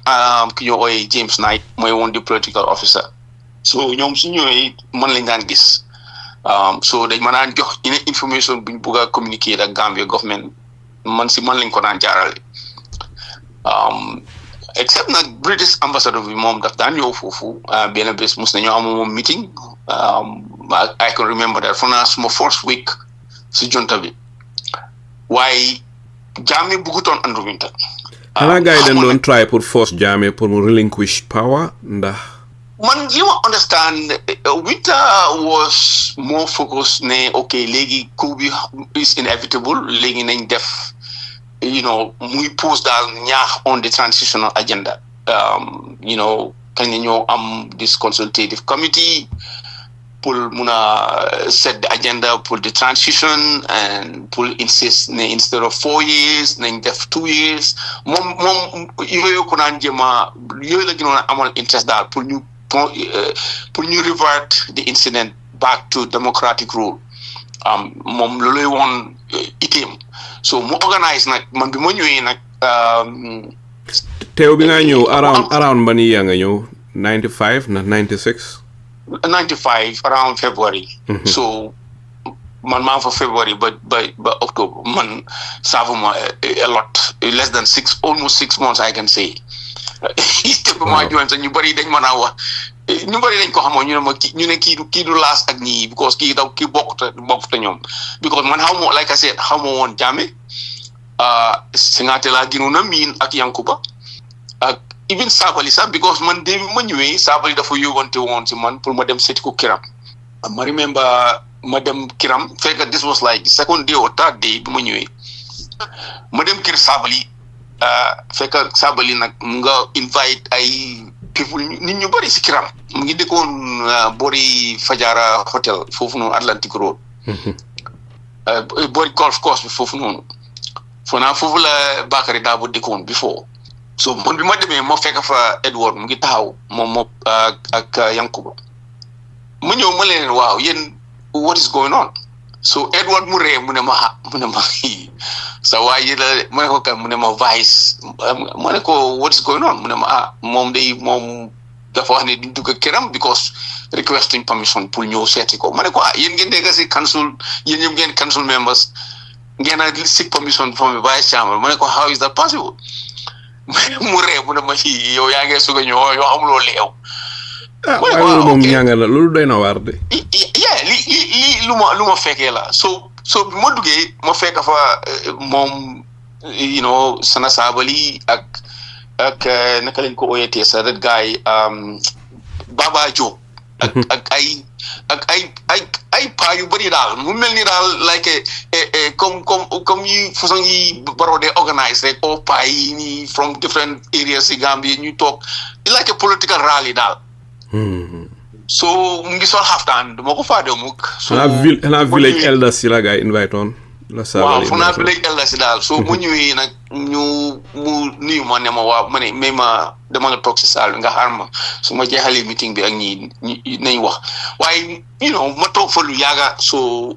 mënumaa lifin daal ma ne ko mu ne ma anyway say lii is gonna last long so ñëwal suma office sometime fanaa daf ma ne ma ñëwal suma office on Friday or something like that waaye si ñëwal office boobu noonu man fanaa dee bi maa wax daal fanaa dee bi lañ ko jàppa sax so man biñ ko jàppee nag loolu moo ma indi nag si council bi ok after buñ ko jàppee si nga ñëw si council bi bokka waaw si la ma Edu ne ma xam nga dafa bëgga pour ma ñëw join leen understand nga man loolu moo ma indi ma ñëw join si council bi waaye coming back to Koro bi ma ñëwee nag si council bi laa fa fekk Koro Ceesay Koro nag we developed a good relationship biñ travelé to Europe ak biñ ñëwee to America te it was a mission boo xam ne fanaa yaaya moo waroon a dem waaye Yaya bëggut a génn Gambia pour dem Amérique so mu pass ko on to Edu tam amutoon confidence pour dem face the EU community in fact meeting boobu was pour convince the international community ne ñun dañoo ñëw pour transition ñoom ñëpp kenn nag wut a ñëw pour face the world pour wax leen lii xew in Gambia. Ibu mu mel ni ñoom amun woon yéene daal pour transition Gambia. Well soo ma mee tuuti naa ñëw si loolu. Okay, go ahead. Waaye amuñ woon the confidence pour face outside Gambia face the international community so man noonu lañ ma poussé that mission. So maa ngi remember that mission maa ngi ànd ak something bio for naa moo nekkoon the governor central bank maa ngi àndoon a minister of finance at that time mooy woon Bala Jahumpa maa ngi àndoon a Ami Bensouda time boobu moo nekkoon the solicitor general or acting attorney general mënuma remember exactly which was it why she was very senior si AG Chambers for now solicitor general ak kanati ak Koro so ñoo ànd Koro nag si plane bi nag lañ door di waxtaan xam nga di ma réalize ne moom magoon so mu nekk ku neex waxtaan so understand and I like him but we see a lot of things eye to eye ñu am very good good chemistry. Yes, so mu bëgg ma nag moom daf mu bëggaloon boppam wax dëgg neex yàlla he like daf ma love a lot so waaw ne moom dina mën a understand man sa naka laa nekkee solar ma ne ko well am nga dogal yàlla la rek waaye ñu bëri they were disappointed mo liñ dégg ne join na army bi. Fekk na at this time bi yaay di spokesperson. Waaw by one yes. Okay. So noonu lañ àndee ñu dem to the EU Brussels jógee foofu dem New York meet ñoom Ellen Johnson Salif fanaa moo nekkoon UNDP kilifa la fa woon daal so she was one of the people ñu ma meet foofu noonu pour express some programs and where we heading and stuff like that. ñu jógee foofu nag dem Washington DC am meeting with IMF World Bank basically ak State Department so man nag because of suma diggante woon ak naka lañ ko oyetee Singhteh Koro Ceesay in fact that biñ demee Washington sax dama ko ne ko bul fay hotel ñëwal nga because man dañ ma joxoon an executive suite mu ne ko ñëwal nga because I had 2 or 3 bedrooms si suma hotel apartment mu ne ko ñëwal nga fanaan ak man and you can mun naa remember sax ñoom Fatou Jaw Maane time boobu journalist mu ngi nekk a young journalist moom ñëwoon na sax ñëw na ba suma room interview ma te fekk na fa kii naka tuddaati Koro Ceesay and then after fu ma daan dem meeting maa Koro ñoo daan ànda and I love the guy and he was very helpful because mom amoon at that time amoon na tout the experience amoon na exposure si government bi and dama gisoon ne at that time mom Koro was a very radical guy. Koro was not like your amoon na political ambitions obviously and after nag la read about background they gonna yaay compil la woon or something like that and you know I'm not political he was a radical like more radical type la woon you know so biñ jógee si mission bi nag man I was very impressed biñ dellu see moo recommend because of performance am biñ demee so many meetings ak guys World Bank ñoom Jean-Louis Sarbib ko xam ne mooy woon the African desk ak IMF and stuff like that so moo ne yeah I think it's best ñu jël Koro def ko a minister of finance not only the guy is sharp and you know he knows his stuff but ñun ñëpp ñoo bokk benn generation although xëy na moom mag waaye xam naa li ma magee du war a passé ay 5-6 years so ñun ñëpp ñoo bokkoon benn mentality and Yaya tam happen to like Koro a lot because so xamoon Koro is a man of all the time that they generate ideas all the time he comes up with stuff unfortunately nag well not fortunately even Koro nekkuñ ne sax dafa nekkoon only a minister why xam nga ne Koro sax was part of the council which was senior to the cabinet so Koro mooy woon only civilian boo xam ne mus nañ koo jox the status comme ñun ñëpp military officers the status bi ñu am So mom, he was a member of the council. Why mom duran sol uniform the mom civilian la? No, duran sol uniform. Why mom member la one in the council? Just to show you, nakali man. How many man my Yaya we really love him. Yaya bugo nako man I really love him. Understand? But Koro tamit ñu jégal ma ci wax bi mom itam at some point def na ay mistakes. Mistakes yoo xam ne wax dëgg wax ma ne dafa def mistakes yoo xam ne jar na pour kenn di ko war a sonal wala di ko xam o di ko sinim gën a jekkee rek Ebou di nga mën a wax yan erreur la defoon sinim gën a jekkee. Waaw because man benn bés mus naa travel ma ñëw guy they were very close pour ne dañ koo fire Yaya ne daf ko dismiss ma ne ko waaw ma ne ko lu tax nga ko dismiss lan la ko mu ne ma sa waaji Serigne Dara ma ne ko lu xew mu ne ma yee Koro dafa dem close border bi ak Sénégal te soo xamoon time boobu Yaya Jammeh at that time in 1995 Yaya Jammeh soo ko ne ko koo gën a ragal o koo gën a gëm was Abdou Diouf because fanaa sax Sam Sarr junja na ko si am na benn interview mu doon am Peter Gomez mu ngi explain ba Yaya bam arrangé ba Yaya call President Abdou Diouf and loolu moo gën naa contribute lu tax coup bi successful so Yaya daf daan protect relationship am ak Sénégal very very seriously waaye Koro dafa dem mu close the ferry fona yeli tenda Bamba tenda am na ferry bu fa nekkoon before ñu build bridge so loolu mu cause a lot of backlog Senegalese trucks yi run foofu mu ñoo cross the river and it created a problem so si li ma dégg si ñoom Yaya ñu ne ñoom kenn joxu ko Koro normally decisions yooyu sax dañ ko woon a table in the council ñu discuss ko approve ko before ñoom ñu mun ko implement waaye Koro dafa jëloon a unilateral decision and it was a big surprise bi ma déggee loolu waaye ma appeal to Yaya ne ko xam nga Koro moom dafa gëmoon the revolution Koro was more radical than even Yaya ak anybody in the country I will tell you this wow billahi wal kitaabi and he created a lot of problems digganteem ak ñu bëri xam nga he stepped on a lot of toes xam nga génn na àdduna am na yu bëri xam ne doo ko mun a wax in public waaye mi created na some enemies within the short time ba mu fa nekkee waaye amul dara lu mu def loo xam ne justify na pour ñu war koo rey bu ñaaw bi ñu ko reyee absolutely not understand so incident boobu Yaya insist on dafa bëggoon ko daaxa ma ñaan ma appeal so bi case bi seedee ma oo kër Koro ba suma kër invite ko reer billahi wal kitaabi man Ebou Jallow mi ma invite ko ma ne ko xam nga man I am cool with you ma ne ko waaye the rest of the council meluñ ni man xam nga they are not like me so because of small relationship ba yow bul foog ne you can do certain things because these are military officers te dëkk bi stable la good xam nga nguur bu ees la so take it easy mu ne waaye bul worry xam nga rek Koro loo waxoon mu ree and he joke about it and he went understand that was the first incident ndekete nag moom all along sax Edward Singhateh because of Koro dafa jege ñoon Yaya trop Yaya daf ko naan rely on pour consult ko on a lot of decisions loolu neexutoon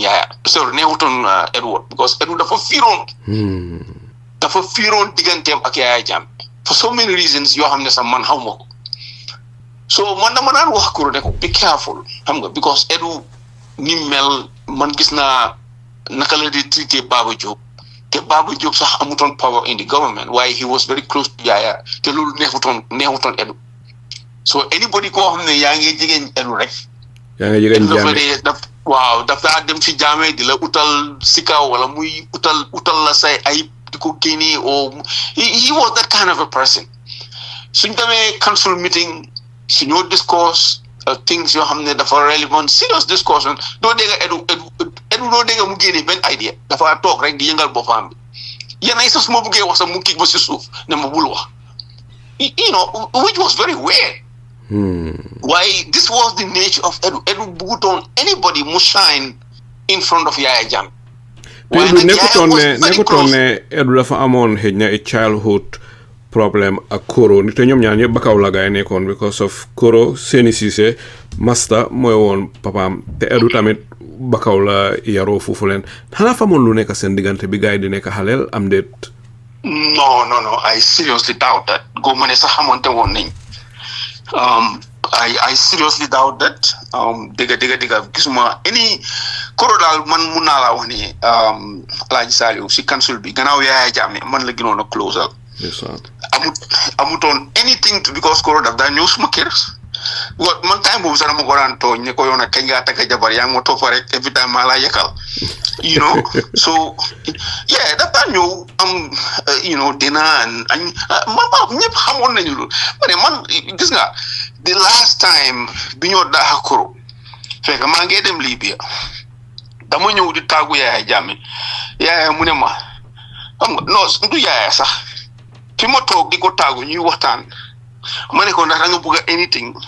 loo bëgg ma yóbbu from to Gaddafi fekk man li ma fa doon yóbbu si Gaddafi mooy pour ñu seet naka la ñoo helpé pour after transition bi naka la ñoo former a political party man loolu mu yóbbu woon Libya so fi ma toog di waxtaan ak Yahya something Wada fa naa Moustapha Wada la tudd moo woon secretary general mu dugal si with a piece of paper so bi mu ñëwee mu jox paper bi to Yahya read paper bi mu ree bi mu ree mu ne ko changeal something si paper bi mu delloo paper bi to Moustapha Wada so mu taxaw ñu ñëpp ñu ngi toog de maa ngi toog Edo ngi toog ak foog naa Yankuba Touré was there I think mu ne ma commando la ma daan ooyee Yahya mu ne ma yow boy mu ne ma ne ko kan mu ne ma Serigne Dara the electric broom he's going to be dismissed mu ne ko lan la Koro defati mu ne ma yee this time around you can beg till doomsday waaye duma ko bàyyi dama ko fire ma ne ko man waxal naa ko de I talked to him the last time bi mu close the border waaye I don't know what is going on xam nga man xamuma dara rek Edu jóg mu ne waaw xam nga soo gisee waxuñ la because xam nañ ne sa nit la mu ne okay so what is the problem waaye Edu si boppam munut maa wax lan la Koro lan what is the reason pour ñu war a fay Koro li ma wax nii suma diggante yàlla laa wax billahi maa ngi toog ma ne ko well anyway man I am going so I don't know xaw ma lan la def ñu ma waaw soo ñëwee nañ la explain si dem boobu nag ndekete woo something change seen diggante ñoom yi neen diggante Edward Singhateh ak Yahya Jammeh waaye man li ma yaakaar ne loolu moo xew li ma yaakaar laa la wax de waxuma ne dama si am direct evidence xam naa ne bi ma faa jógee Koro xam nga time boobu it was in the summer 1995 mooy woon nekk di first budget bi junta bi di prepare amuñu woon National Assembly but we were preparing a budget annual budget and that is the period of the time so waxee ñi nekk ñi ma déglu ñu xam administration bi Gambia nañ la wax ni they will understand li ma wax ni at that material time Koro moo nekkoon the Minister of Finance Koro mu doon call all the ministries normally pour prepare budget am bi for the government so that is part of his task jobam la it was not anything extraordinary that is very normal am na moment nag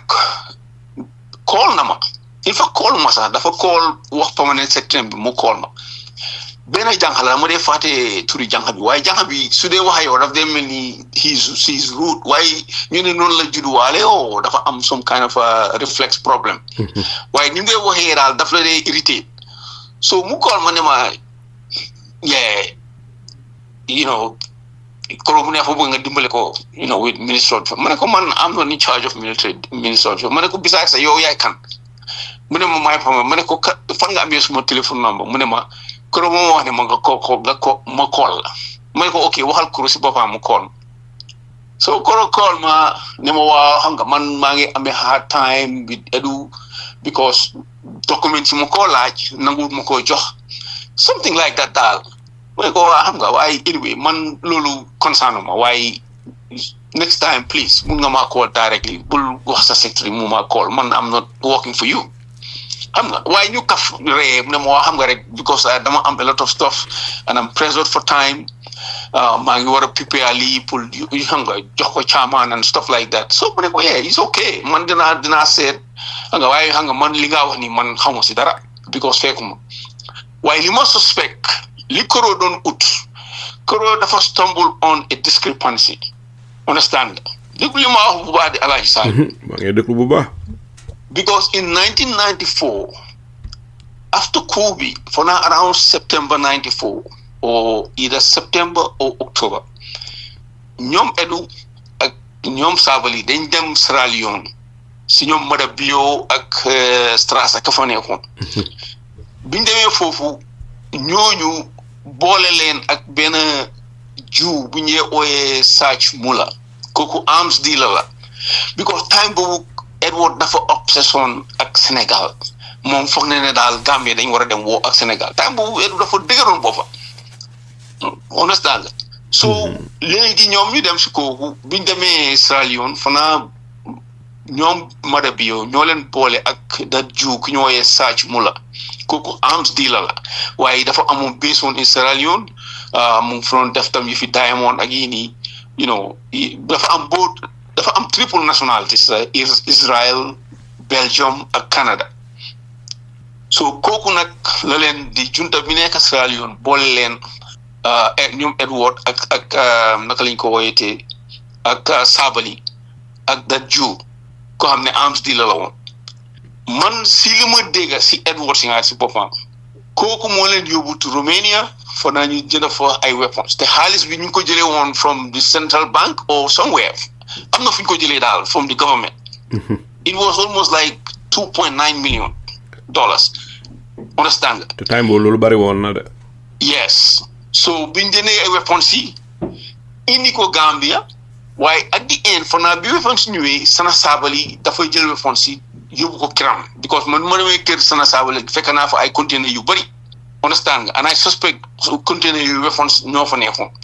and this was in 94 man maa ngi ñëw nag si government bi in 95 li ma wax nii man fekkewu ma ko waaye ñoom ñoo ma ko wax yaa ma understand man nag I suspect ne Koro dafa gis that gap within the books and mu doon try to reconcile the difference at that amount pour indi accountability so because of mu doon push man foog naa ne loolu moo cause mu am clash ak Edward Singhateh te the only xam naa ne am na koo xam ne mu ngi dunda tey moo nekkoon permanent secretary Edward Singhateh mooy ki ñoo Oji Sala moo nekk recently ambassador in Saudi Arabia li ma wax nii mun na ko confirm because moom ak Edu fu naa ñoo àndoon dem Romania pour jënd these weapons understand waaye man dama believe ne either waa ji that Jew daf leen nax because weapons yëpp jotuñ ko understand so bi ñëwee Sana Sabally muy insist accountability foog naa loolu moo indi seen difference diggante Edu Sana Sabally ak Yahya Jammeh loolu moo indi seen tension Edu dem preso won di because Edu he is very good at that xam nga di jaxase di boole si Yahya Jammeh convince Yahya ne ko kii daf la soo gisee mu jël weapons yóbbu kiram xëy na daf la bëgg a coup or something is going on xam nga te because man bi maa ñëw Gambia moom Sana Sabally du daan respect sa ñoom Edward Singhateh xam nga wax naa la ñëw naa kiram fekk ko Edward Singhateh ñu ngi taxaw si bunta bi nangu mu daaxale ne leen soo leen mu ñëw seet si ma da ngeen a request permission he was very powerful at that material time understand so foo naa ne moom daf doon insist ne foog ñu wax di different foog ñu génnee di rest of the money waaye man dama suspect ne Edu dañ ko bribe that Jew daf ko bribe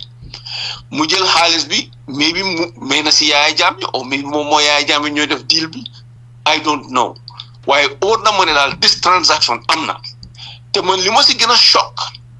def nañ seen jaane commission ba jeexal kenn waxut affaire this transaction maanaam xamul daal fo xaalis bi duga mun ko account fo waxuñ ko sax waaye man li ma suspect li happen mooy gis nga bi Yahya Jammeh di travel because Edu si boppam moom mu ne ma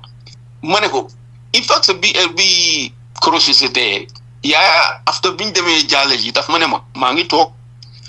naka lañ ko oyete this guy Kaba Bajo mu ngi toog yaaya laaj ñu what is going to happen lan la ñoo war a def ma ne ko you have to prosecute ma ne ko lii dafa ëpp loxo because man I was close to Koro so Edu mu ne rey Koro who is going to be next it's going to be me understand nga so man I was xam naa xel ne Edu is capable of doing that ma wax yaaya ne ko lii da nga ko prosecute because lii is not good for your legacy yàlla suma seede la billahi wal kitaabi lii moo gën a suma gémmeñ si Edu si yaaya mu mel ni yaaya xamoon na si lu wér ne Edu moom moo rey Koro of course xam na ko di moom ma ne la moom si boppam moom moo ko wax si plaine bi fo nga ne yaaya approve woon na pour ñu rey Koro ndax Edu daf ko def behind the scene after affaire yi feeñ ndax daf ko xamaloon yaaya in advance waaw man nag wax dëgg ne yàlla man bi ma join plane bi in Switzerland yaaya daf ma ne ma yëg nga li xew mu ne ko lan nga miin li xew mu ne ma Koro mu ne ko lu xew Koro mu ne ma Edward daf ko rey so he was very distressed yëf yi naxari ko mu ne ma waaye xaaral suñu eggee I will tell you biñ eggee si airport bi mu ne ma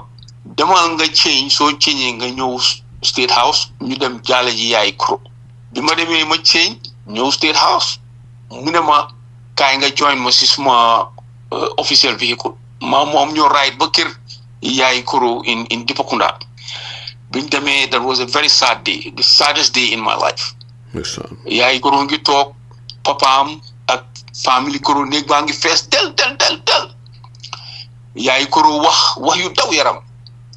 xam nga wax naka la dina mel digganteem ak Koro yaaya si boppam génne musuwaa di jooy suma kanam yaaya dafa jooy yu rëy maa ngi toog Kaba Bajo ngi toog Les Diagne ngi toog and who else Baba Diop was there Edu nekku fa woon Edu nekku fa woon non Edu nekku fa Edu nekku fa Yankuba nekku fa woon so léegi biñ jaalee ba pare yaaya mu ne ma nañ dem State House so biñ demee that day maa ngi sol a shirt moom mu ngi sol xaftaan bu weex Kaba Bajo fa woon tam sol xaftaan ñu toog si taabulam mu ne ñu lan ngeen a wax Kaba Bajo lan la ñoo def Kaba di play naafee xam ma ne ko you have to prosecute ma ne ko lii baaxul si yow ngir ëllëg soo ko defut dina la toppa somehow ma ne ko man xamoon nothing to do with this foo jaar trial nga prosecute otherwise this is not good for us mu ne ma demal nga investigate nga laaj leen lu tax ñu rey Koro moom yaaya si boppam moom ma ne moom ma dem laaj ñoom Edu ak ñoom Yankuba Touré man this is how I get to know the information ñun within sunu level man maa njëkk a investigate day Koro man Ebou Jallow mi maa ko njëkk a investigate yaa ngi understand li ma la wax ni because at that level xam nga ne obviously jaara du wax inspector general ne ko demal nga investigate council member du ko def te moom xam na li yow yaaya mu ngi ne nga dem laaj gaañi laaj Edu ak Yankuba bon mu mel ni Yankuba Touré xam na si dara si day Koro bi këram lañ ko ree lu tax du si xam dara xam na si dara kañ waaye moom li ma wax mooy moom dañ ko beeta because dañ ko wax moom niñ naxee Koro noonu lañ ko naxee si li ma wax la wax de because xam naa ne disturboon na ko trop Yankuba du daan nelaw te bi ma ko wax dañ tasee ma dem mu toog Yankuba dafa tiiwoo so depressed mu wax ma ni ñu rey Koro yëpp Edward Singhateh tam ma laaj ko mu wax ma story bi ni mu demee Peter Singhateh tam ma laaj ko mu wax ma story bi ni mu demee te saa yu ma damaan kër Edward dama fa daan fekk Alagie Kanji nag dama ko xam bu baax a baax pour ñu xamul Alagie Kanji mooy ki doon testify si TRRC bi di wax ba gémmiñam gi fuur moom la exactly man ak Alagie Kanji ak Yankuba Touré ñun ñëpp ñoo doon serve together in Kudang Confederal Force te Omar Faye mooy woon suñu commanding officer boo laajee Omar Faye dina la li ma wax dëgg la ñun ñett ñoo nekkoon foofu together so xam naa ko bu baax xam naa ne ko bon la musuta baax Alagie Kanji musuta nekk nit ko baax so man dama ko naan fekk kër Edward Singhateh waaye xam nga ñoom ñëw nañ si council bi si commission bi ku nekk fenn Alagie Kanji ni mu reyee Koro waxu ko daf noonu fenn it's not true Edward Singhateh Alagie Kanji dafa fen understand ñoom ñëpp ñëw nañ si TRRC bi wax fa ay fen yu tooy xepp te man loolu bokk na si li ma gën a naxari si dat TRRC because liñ fa wax yëpp ay fen la dara du si dëgg understand nga Edu ak waxam yu rëy angaleem yu neex yi li mu wax yëpp du dëgg. Edu day waxul fa dara luy dëgg li mu fa wax yëpp ay fen la billahi wal kitaab bi. li mu fa wax lan moo tax TRRC bi oyul la. loolu moom xam nga ñoom loolu xanaa nga laaj ko Essa Faal man loolu ñoom ñoo xam understand nga wax dëgg ne yàlla xam naa ne nag ñoom seet naka lañ maa mun a am na sax ñu doon fen ñuy fen di wax ne man xam naa dara si laa bokka man xam nga rek Gambien ñoom daal dañ koy war man ba maa wax affaire yi Koro biñ ko reyee this was more than 20 something years ñoom ñii toog di wax tey yëpp suñ ubbee seen gémmiñ gi time boobu noonu dañ dem si docteur si dentiste lañ dem ñu ubbi seen gémmiñ waaye kenn musu ñeneen si dañ naa wax ne man am making up a story ne li ma wax ne nii la ñu reyee Koro fen la ñooñu tey ñoo taxaw di wax ne man xam naa si dara te ba ma ko waxuñ de kenn ku wax Gambia kenn ubbi wutoon gémmiñam ñëpp a ngi woon ne muut until 20 years later ku nekk nag di jéem a ut kan ngaa jéem a accuse da jéem a seega ndax li ma wax dëgg la am du dëgg. daw na yaram torop te time man koo wax ñu bare ngi xam ba pare ne muut kenn waxut ndeysaan ñu ngay use this opportunity tamit pour ñaawlu nin reyee Koro nin ko reyee nit doo reyee noonu rab saxatuma laa nit te ñi nga xam ne seen loxo dafa taxa dereti Koro si ñi nga xam ne seen loxo la nekk ñooñu loolu na leen topp ba faw lu ñaaw la gaay def waaye nin reyee Koro is so graphique foog naa ne Gambien yëpp dégg neen ko waaye Ibu yow fan nga njëkkee yëg ne den rey Koro fan la fekkoon. man Libya la ma fekk man dama toog suma hotel for 3 days maa ngi try pour gis Gaddafi waaye ñu ma yóbbu si sama people yam ñi ko liggéeyal ñoom Moussa Kousa koo xam ne mooy woon the head of the intelligence waaw fa naa ne kooku basically sax moo amee woon dëkk bi ñoom Moutar Gannaas booy gars yi wool ma taaba yi ñooñu la for the first 2-3 days ñooñu laa doon di gis ba benn diye lañ ma too rek ne ma di leader dafa la bëgg a gis su ma teel ma jóg gars yi yóbbu ma escort ma yóbbu ma si kër Gaddafi bi ma demee Gaddafi dafa mel ni sax 3-5 days sanguwut Alagie maa laa xool dëgg de Gaddafi he was so smelling and nasty ma ki is this guy head of state waaw fu nekkoon na lu waral loolu I don't know Gaddafi de yi goom ne moom itam àndoon naa sa goom de so ma ñëwee muy laaga arab ne waaw xam nga ñuy translate mu ne ma maa ngi laa jaale si seen ministre bi gaañu naka la Gaddafi xam ne loolu loolu de yow tamit kooku head of state la kooku ñooñu they have intelligence in Gambia lii faa xew maybe Baba Diop wax na ko I don't know Baba Diop nag was very close to him Baba Diop moom dafa mel ni moom Libyen la woon moom gars yi moom ñëpp a ko xam foofu noonu si di hierarchy at that time so man daal si gémmiñ yi Gaddafi laa ko njëkk a dégg mu ne ma maa ngi laa jaale seen ministre bi mu ne ma waaye nag soo demee nga wax sa boss ne ko ngeen bàyyi seen xel because yéen soo leen buggee def politique da ngeen war a aar seen boppa you have to protect yourself xam nga ngeen make sure ne daal seen mission da ngeen ko mun a continuer xam nga mu ngi doon wax daal in terms of our security moom ni ma ko interpréter daal mooy dafa foo di this was an act of terror boo xam ne ñun lañ tàggatoon because Koro member of the council la woon du woon ordinary minister de he was a member of the council understand nga so man noonu laa ko interpréter woon so bi ma fa génnee ma dem suma hôtel ma call suma jabar ma ko koolee mu ne ma démba yi ñu nelawuñ mu ne ko luy xew mu ne ma ma dee man dama ñëw gars yi gaar si ñoom bàcc ñoom ñoo jël si leen ne leen Edu ne daf ñoo invite si kiram moo xam nga mu ne fàtte jabaram turam xam nga something Adja mu ne Adja moo ñu invite ak ñoom mami fanaa mami mooy woon jabari Yankuba mu ne ko invite mu ne ma waaw mu ne ko lu xew mu ne ma ñun dañoo invite waaye fi ñu toog nañ fa ba almost midnight ñoom Edu dugga si moo pita seen yaram bi yëpp mu ngi tax ay poto and looks like dañ nekkoon si in a bush or something like ñu ngi pita loxom baa ngi lakka ma ne ko what is going on mu ne ma bilaay lii moo happen de mu ne ma ñu eewu tey si suba ma déggal ñu ne Koro dafa am accident boori xaw ma Birkama or something like that ma ne ko accident mu ne ko okay. So the following day ma fly them to Switzerland bi ma demee Switzerland from Geneva time boobu fanaa Swiss Air moo daan ñëw Gambia daal something like that yaa ngi jógee Addis Ababa man maa ngi jógee Libya ñu tasee Switzerland fa lañ boodee flight man sax xamoo ne mu ngi woon si plane bi ba lii laa gis kenn si gàttal mi mu ne ma boos a ngi caaman a ngi si mut plane man ko in this plane mu ne ma waaw man maa ngi toog économie yaaya oo ma from économie yoo gàttal mi ne nañ ma oom ñu ma ñëw in the first class bi ma ñëwee ma gis mu ngi toog one side tuuti faal mu ngi toogee the other side ku nekk a ngi rasal sa morom xanaa leen jotee woon waaw ma ne ko ba ma tooyee rek ma ñëw nuyu tuuti faale wut ma ne yow ma ne ko loo dafa ci tuuti xam naa ne yow yaa ko dee tooñ all the time mu ne ma xam nga kii dafa bëri problème mu ne ma waaye toogal suma boor mu ne ko lu xew toogaloo tuuti mu ne ma moom moo bëgg a toog boppam so moo isolé boppam mu ne ma waaye kay toog suma saay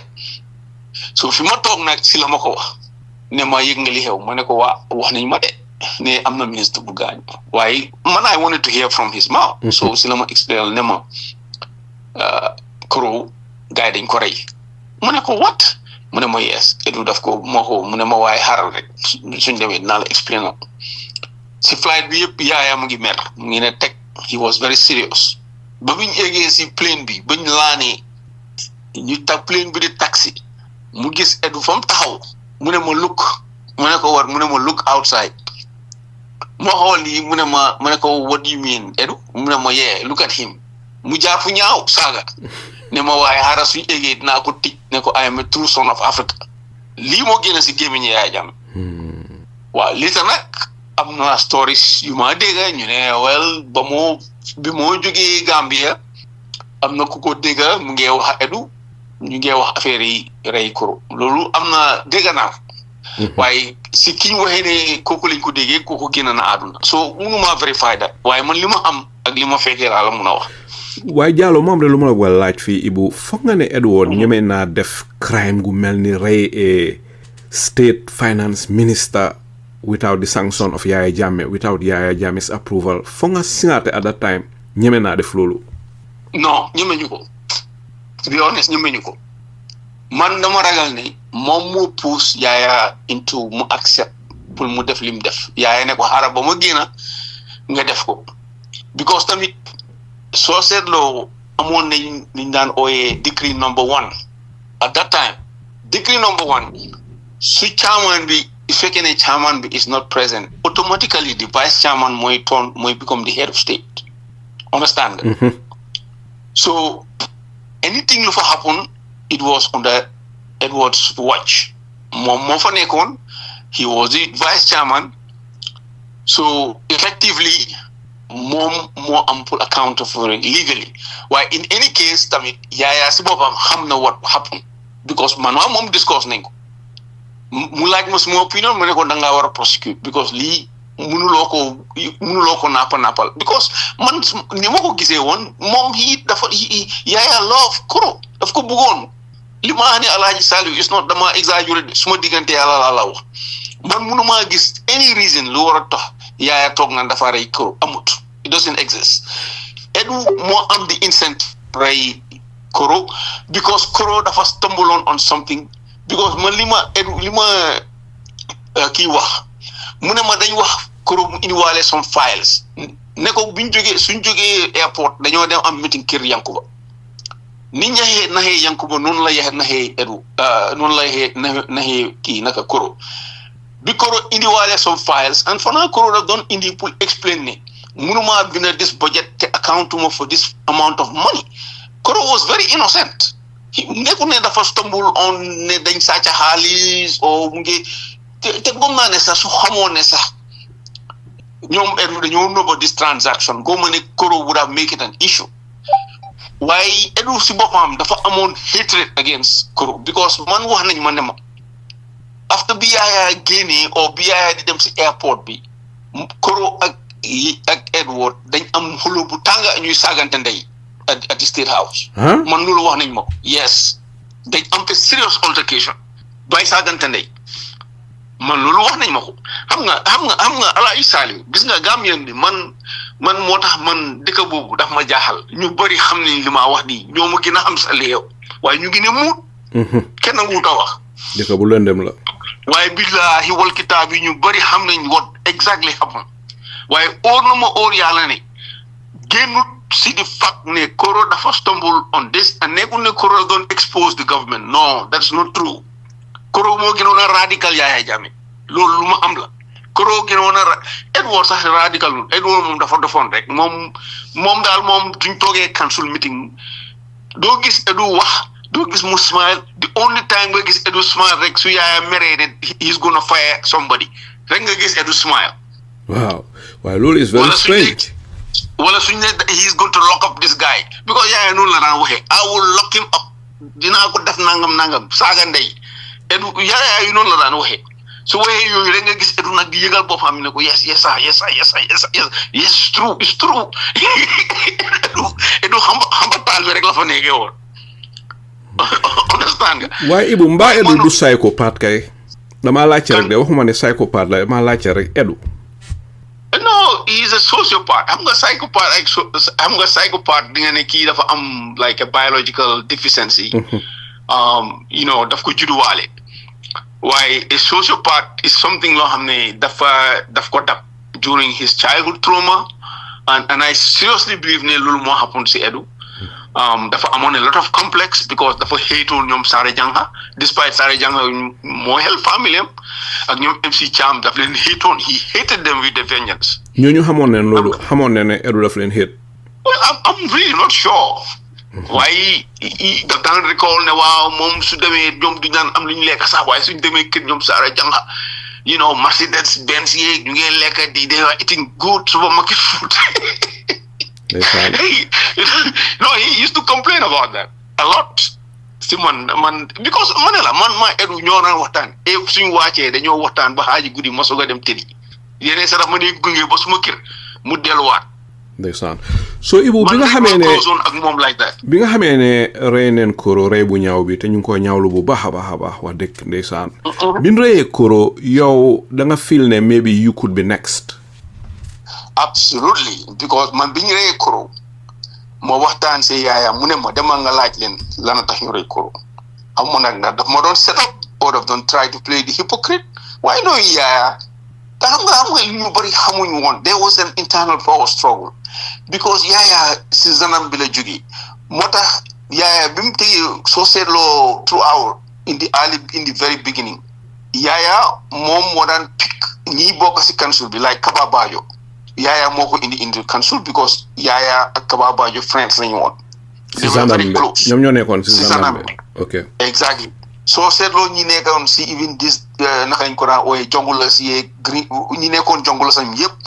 ñoom Moussa Jammeh ñoo ñëpp they were very close to him in the Zanams. Any army Moussa Jammeh si Zanam bi la nekkoon moom it Mariam Mungu. Yes, ñoo ñëpp si army ñu nekkuñu woon si army bi they were in the Zanam. Tungul Tamba nag ñoom Bajinka ñoom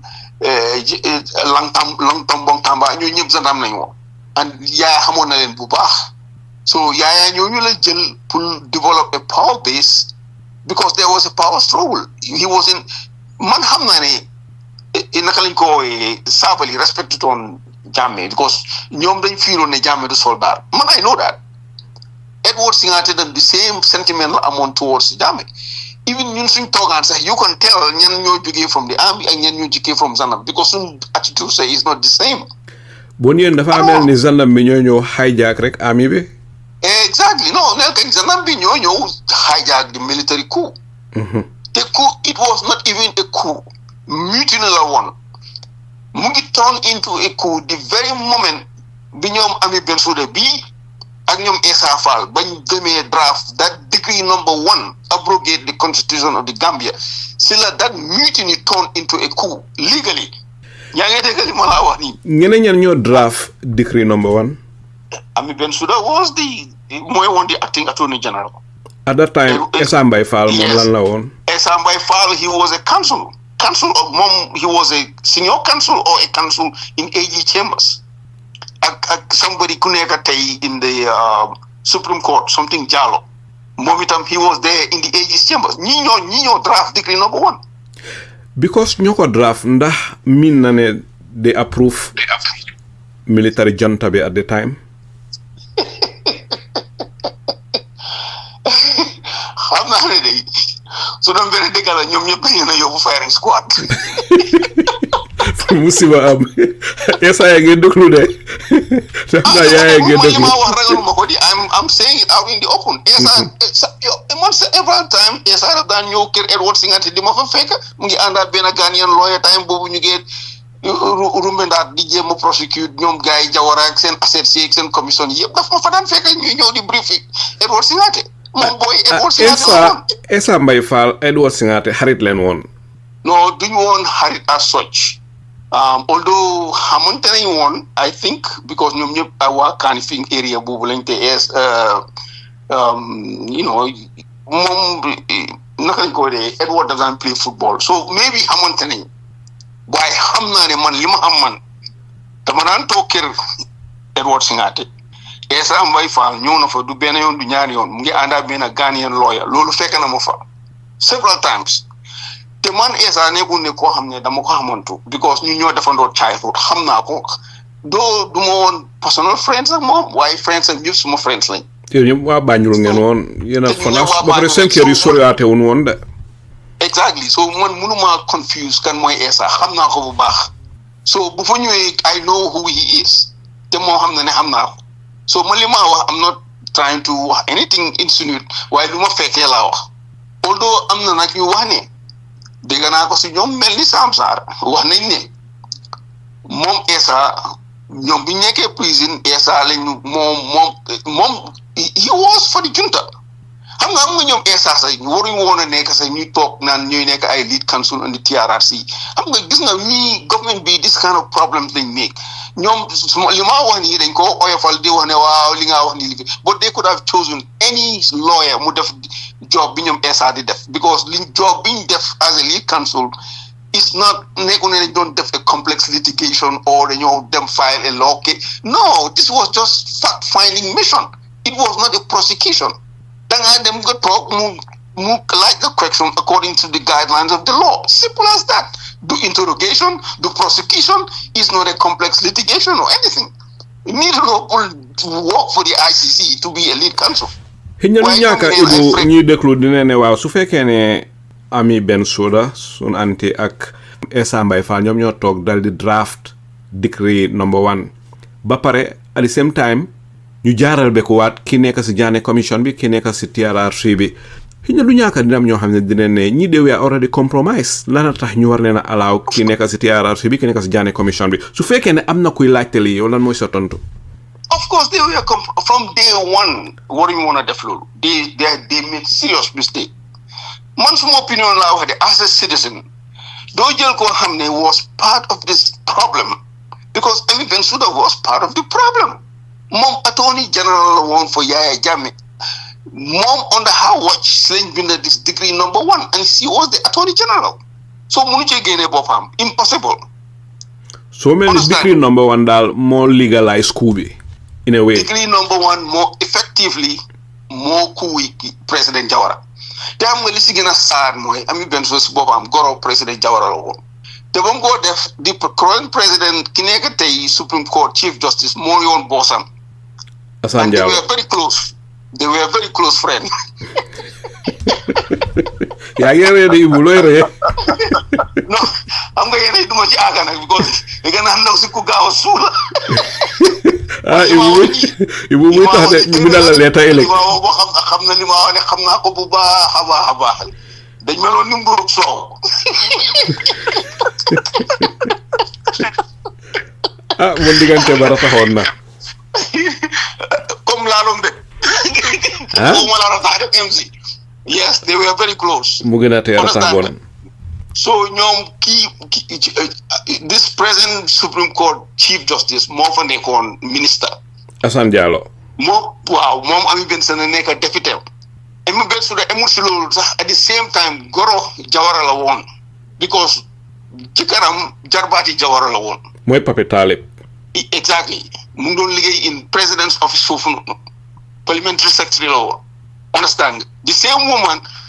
under her watch ñoom sëriñ bindee degree number 1 bi nga xam ne moo effectively degree number xam nga lii yëpp mu tax ñoom lañ jël yóbbu si commission si so you don't expect these things to come out waaye loolu dëkk boo ko fa defoon ñii duñ practice the law at all dañ ne dis ba suñ lokkee laa wax sax de suñ lokkee. Degree number 1 su ñu ko xamul lan leen fa binda.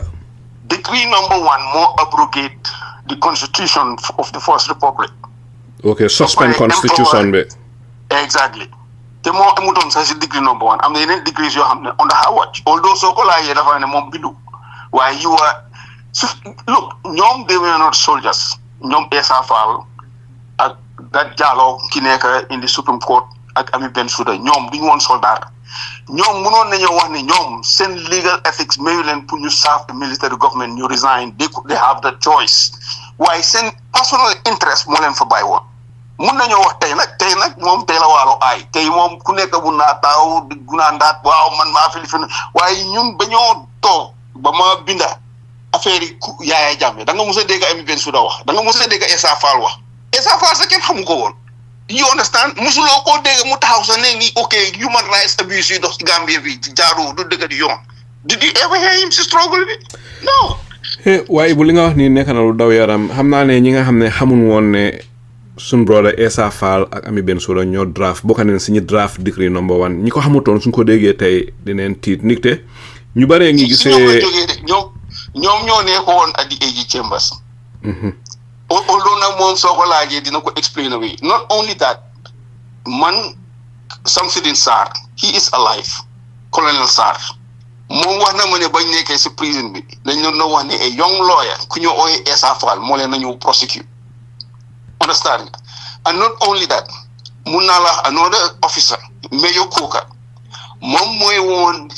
moom bi staff officer la woon at the army headquarters November 11 Essa Faal moo according to li ma dégg si ñoom mu ne Essa Faal moo prepare the dossier to a point sax ne ñoom dañ bëggoon a Essa Faal daf doon ñoom colonel Jatta dañ doon bëgg a pour jox a commission to Essa Faal ñu def ko un military officer waaye si ni ma ko waxee ñu ne ma bañ demee si Yahya ne su bëggee mun nañ koo dox lieutenant waaye duñ ko mun a jox a rank fe capitaine because ñoom Yahya sax duñu woon capitaine xam nga loolu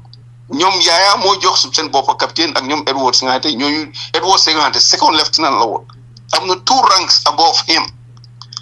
so man ni ñu ma ko waxee te ñu ma ko wax mun naa laa toolal seen tur ñoom Major Coker Dennis Coker is still alive Sam Sarr is still alive koo ci laaj li ma la wax nii dinañ la ko wax ak Baboucarr Jatta so man amoo benn reason pour sosal Essa Faal Essa suma brother la waaye man dama feel ne warutoon na nekk di lead counsel and I am not convinced ne def na a good job although moom mu ngee bàkku fu mu taxaw mu ngee bàkku boppam di teg foog a dinaam bi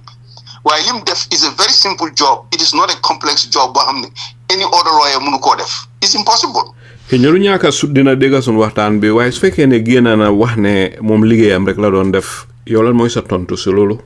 lan la miin liggéeyam non dafa waroon a recuse boppam because moom saaf na under Yahya Jammeh moom xam na li doon dox ba ñoo def November 11 or all these atrocities ba ñoo bind a degree no one waxuma ne dafa commit crime de waxuma ne dafa def lu illegal waxuma waaye for the integrity of the process because lii TRRC bi opportunity la woon pour heal the nation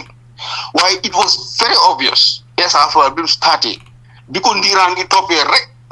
mu gis an opportunity because am na a national platform pour raise his political profile te man bokk naa si ñu ko wax amul saaga bu ma déggul da ngeen añaan yow sax da nga commit crime lu nekk laa dégg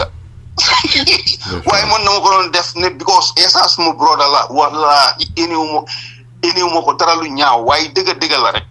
because li ma doon bañ mooy ëllëg si biir nga war a jël ne foog ne TRRC bi dina mun a dëgëral pour saafara victime si instead mu toon nekk a gàllankoor why because of just one person mu ngi topp interest am pour am a political platform raise his political profile pour be am a political ambition And it's very obvious. ndax bu mun nañoo wax ne Essa after the TRRC lam political ambition ndax yow si sa gis-gis dafa amoon political ambition waaye mu dal di laaxoo TRRC bi lan moo si sa gis-gis ak sa jàngat. Essa de xam naa ni gannaaw ñun ñi nga xam ne ñun ñoo defandoo xaleel yaa Banjul ak ñi nga xam ne liggéey naa ñoom maybe in Gambia maybe am na ko ñoom overseas wherever ne ñooñu ñoo ko xamoon waaye gis nga ba Gambia nii de doomi Gambian pour ñu taxawal dëgga kenn déggutoon Essa Faal you never heard about him yow sa bopp I don't think mus ngaa dégg turam du dëgg. non musuma ko dégg. sasalu ma ko I'm just speaking the truth. ndax Ibu mun nañoo wax ne xëy na lim involve si TRRC bi gis first hand crime this gruesome crime yi nga xam ne mooy li xew foo la ne loolu moo ko trigger mu ne xaaral ma nekk politician to rescue this country lan mooy si sa tontu. Alagie Saliou yow TRRC bi dégg nga ñu wax fa loo xam ne man ak Panderi Mbay waxuñ ko on Freedom Newspaper. The first TRRC mooy freedom. The freedom is the first TRRC. Exactly. Man ñun bi ñoo wax about the atrocities man Ebou Jallow maa njëkk a génn wax li nekk si nguur Yahya Jammeh amul benn Gambien bu ko def man Ebou Jallow maa njëkk a resign binda ko te bi ma resigné dama ko send to all embassies send ko to all newspapers what is the reason li tax ma resign te ñoom seen bopp ba ñu defee seen TRRC di find ne li ma people were denying ne li ma wax du dëgg ñaata Gambien ñoom moo doon saaga di ma wax ne li ma wax dama ko am making it up tey taxna tey kañ la nit ñi mun a taxaw ku nekk di fëgg sa dina di act like yow te yow di activiste yaay jàmbaar ji waaye ba Gambien nii dee doomi Gambie ñu déggu kenn gisul leen woon xam nga xam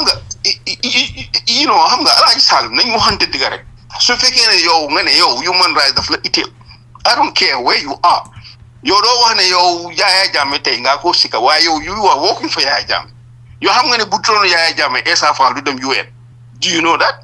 Yahya dafa contribute si li tax Essa dem UN. Of course because mu doon liggéey on this administration su ko neexoon Yahya Essa du musa taxaw New York as a lawyer from the Gambia government because Yahya was the head of the Gambia government. xam naa ne fans Essa yi bu ñu déggee nga wax lii dinañ la against dinañ la sànni ay xeer su fekkee ne fans yi dañ dispute li nga wax yow lan nga am pour tontu gaay fans Essa yi. waaye li ma wax lan nga foog ne loolu lañ cee mën a dispute. xëy na leen ko gisee na Ibu mi daal dafa against Essa rek. non man against ma yàlla xam ne man ma ne la friends Essa yëpp suma friends lañ. ñoom sëñ boobu am ñu ma si gën a close dañ ma dee wax ne waaw jàppale Essa ma ne leen man aw ma problème ma Essa waaye nañ ñu waxante dëgg xam nga man moom yi moo def personal business am la honest nga man am not interested si party am not interested in his political career amu si benn interest waaye let's face facts as it is understand nga yow doo bokk in a process boo xam ne you are part of the very beginning waxuma ne dafa participate or dafa def crime or anything waaye su dëggu woon waroon naa recuse boppam man this is my argument su fekkoon nit ku dëggu la moom ak Ami Bensouda waruñu woon a participate in anything loo xam ne dafa bëgg a establish accountability as far as the Yahya Jammeh's government is concerned because they were a part of it. Ndax at the time that option was available to them pour ñu recuse seen boppa ndax amoon nañ that option pour def loolu. am nañ option bi di because ñoom dañ leen invite leen friend am baatam wér moo ko invite jox ko des TRRC du dëgg Ami Bensouda xam nañ connexion am ak Ousseynou Dabo he was part of UDP ñoom ñoo nekkoon di bumi and not only that Ami Bensouda si boppam am na a commission boo xam ne dafa find fault on her yow nga jël ko xam ne there was an established commission on the law ne kii is a tax fraud nga jël another person ko xam ne also another tax fraud nga jël leen ñoom ñaar nga jox kii caaman jox ko lead counsel yow naka nga expecté dëgg am si dëkk boobu. kan moo doon def tax fraud bi. according to seen commission Mama Jammeh commission. ñu ne duñ daan fay tax which is a crime. moom Ami Bensouda ak honorable Ousseynou Dabo. xanaa yow musuloo dégg Mama Jammeh commission. waaw. They are advanced findings on the Mama Jammeh. It's on record. So the way they Gambia record, you will see what I'm saying. Man tumal moko anything. Limani is in public. Interesting. So the thing is, to fake on a proper leadership. In any process, establish accountability. da nga bëgg indi réconciliation ci dëkk bi waaye li ma jaaxal ubbi su fekkee ne ñoom recusation seen boppa waruñu si woon a bokka because ñoom they are already involved in so many things xëj na ñu recuse seen boppa moo doon gën a nekk di right thing to do waaye su fekkee ne ñoom defuñ ko lan moo tax establishment bi lifinu leen tegee leen boor jël ñeneen well xam nga time boobu Barrow ki am the ultimate executive power moom xamul sax li ko yàlla may at that time he was a rookie president moom si boppam bi moo door daf doon taxaw mu wax mu ne moom xamut waaye am na a team of technical experts di ooyee Ousseynou Dabo papaam ñim yaakaar nag te amuñ executive power waaye am nañ influence si nguuram ñooñu ñoo tooga commission yi yëpp ñoo ko tooga dugal ko nag tey si guuta gi mu nekk nii tey ñoom ñoo ko si dugal because xam nañ ne liñ def du dëgëri yoon they know that am na lu bëri niñ ko tegee soo seetoo loi commission niñ ko bindee a lot of them were wrong a very serious country do dafay like that look Alagie Salim Gambia ak Ghana they have exactly the same constitution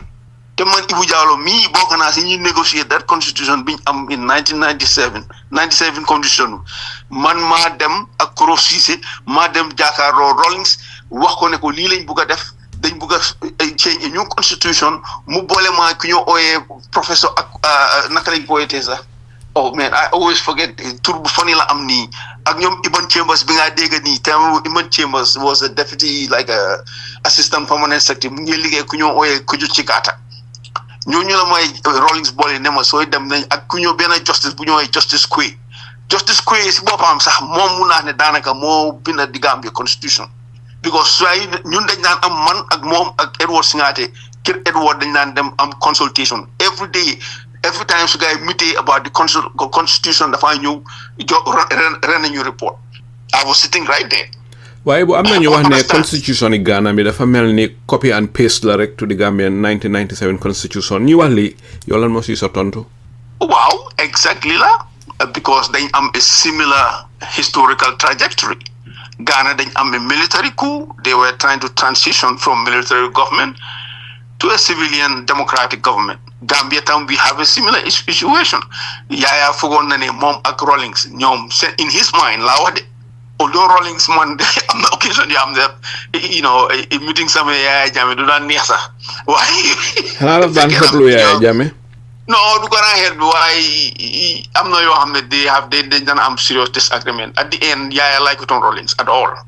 am na yoo xam ne sax du si tuga waaye man fekkee naa so many xam nga Rawlings tam wasn't a very erratic person Rawlings moom soo demee State House bi Ghana pon rek la fa nekkee woon Jerry Rawlings dafa turtaay soo ngoon mu ngi pon foo ko gis mu ngi ne tat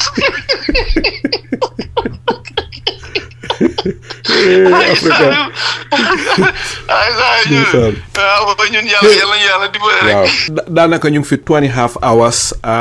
ba pare quarter of li ñu war a waxtaan sa waxtaanuñ ko ba tax na xam naa ne neen defaat part 1 part 2 part 3 Ebou te yu bari na war a waxtaan ba pare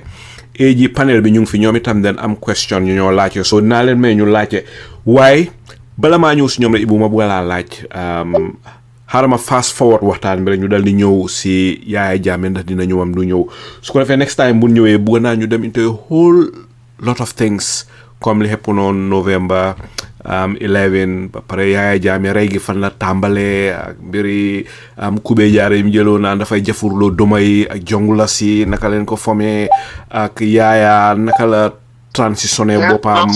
ñëw nekk ay full blown dictator so it's lot of things yoo xam ne bugga naa la ko laaj waaye dañ ko lifin rek ba next time su ko defee ñu ñëw si yooyu waaye fi mu nekk ma dal di ñëw rek si mbiri Yaya ma laaj la benn question rek su ko defee ma dal di may paneliste ku nekk dal di laajte fi mu nekk Ebou Yaya génnoon na benn time dal di ne am na ñu dàq si parteem bi léegi dafa reclaim parteem bi ñu toog less than 2 months mu dal di ñëw wax ne dina ñëw bàyyi foofu faa ñëw te man dama foog ne su fekkee ne Yaya dafa bëgg a ñëw si jàmma xëy na sa nguur gi ay rataxal ñëwam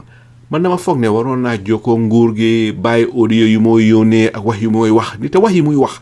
dafay tax nguur gi gën koo jéppi ba nga xam ne ñëwam du yomba waaye ndey mbi la bi yëpp leena la yow foog nga ne Yaya dina ñëw ni te yàggal na di wax ne dina ñëw te ñëwut ndax foog nga ne dëgga this time 9 days a des de suñ si génnee tey sa 8 days mooy li des pour novembre dal di jeex ndax Ebou foog nga ne Yaya dina ñëw am du ñëw. waaw Alaaji Saliou jërëjëf man a lot of people xam nga mosoon naa fee wax ne Yaya ngay ñëw te loolu dama si amoon information bu leer from naka lañ ko woowee sax Equatorial Guinea am na ñoo xam ne si entourage Yaya Jammeh bi lañ man dañ daan wax ak man ñoo xam ne suma wóolare lañ woon démba xam so they know me I know them dañ ma daan wax nekku ne directly Yaya moom ko doon wax de waaye dama toog wax a ñoom sax just to tell you nit naka la mel rek ñu ngi wax taal seen téléphone maa ngi dégg Yaya li moo wax seen meetings I can hear everything understand so Yaya yàgg na di wax ni dafa ñëw li tax ñëwutoon last time mënuma ko woon a xam waaye yaakaaroon naa ne dina ñëw waaye this time nag moom moo gënal boppam wax ne moom ngi ñëw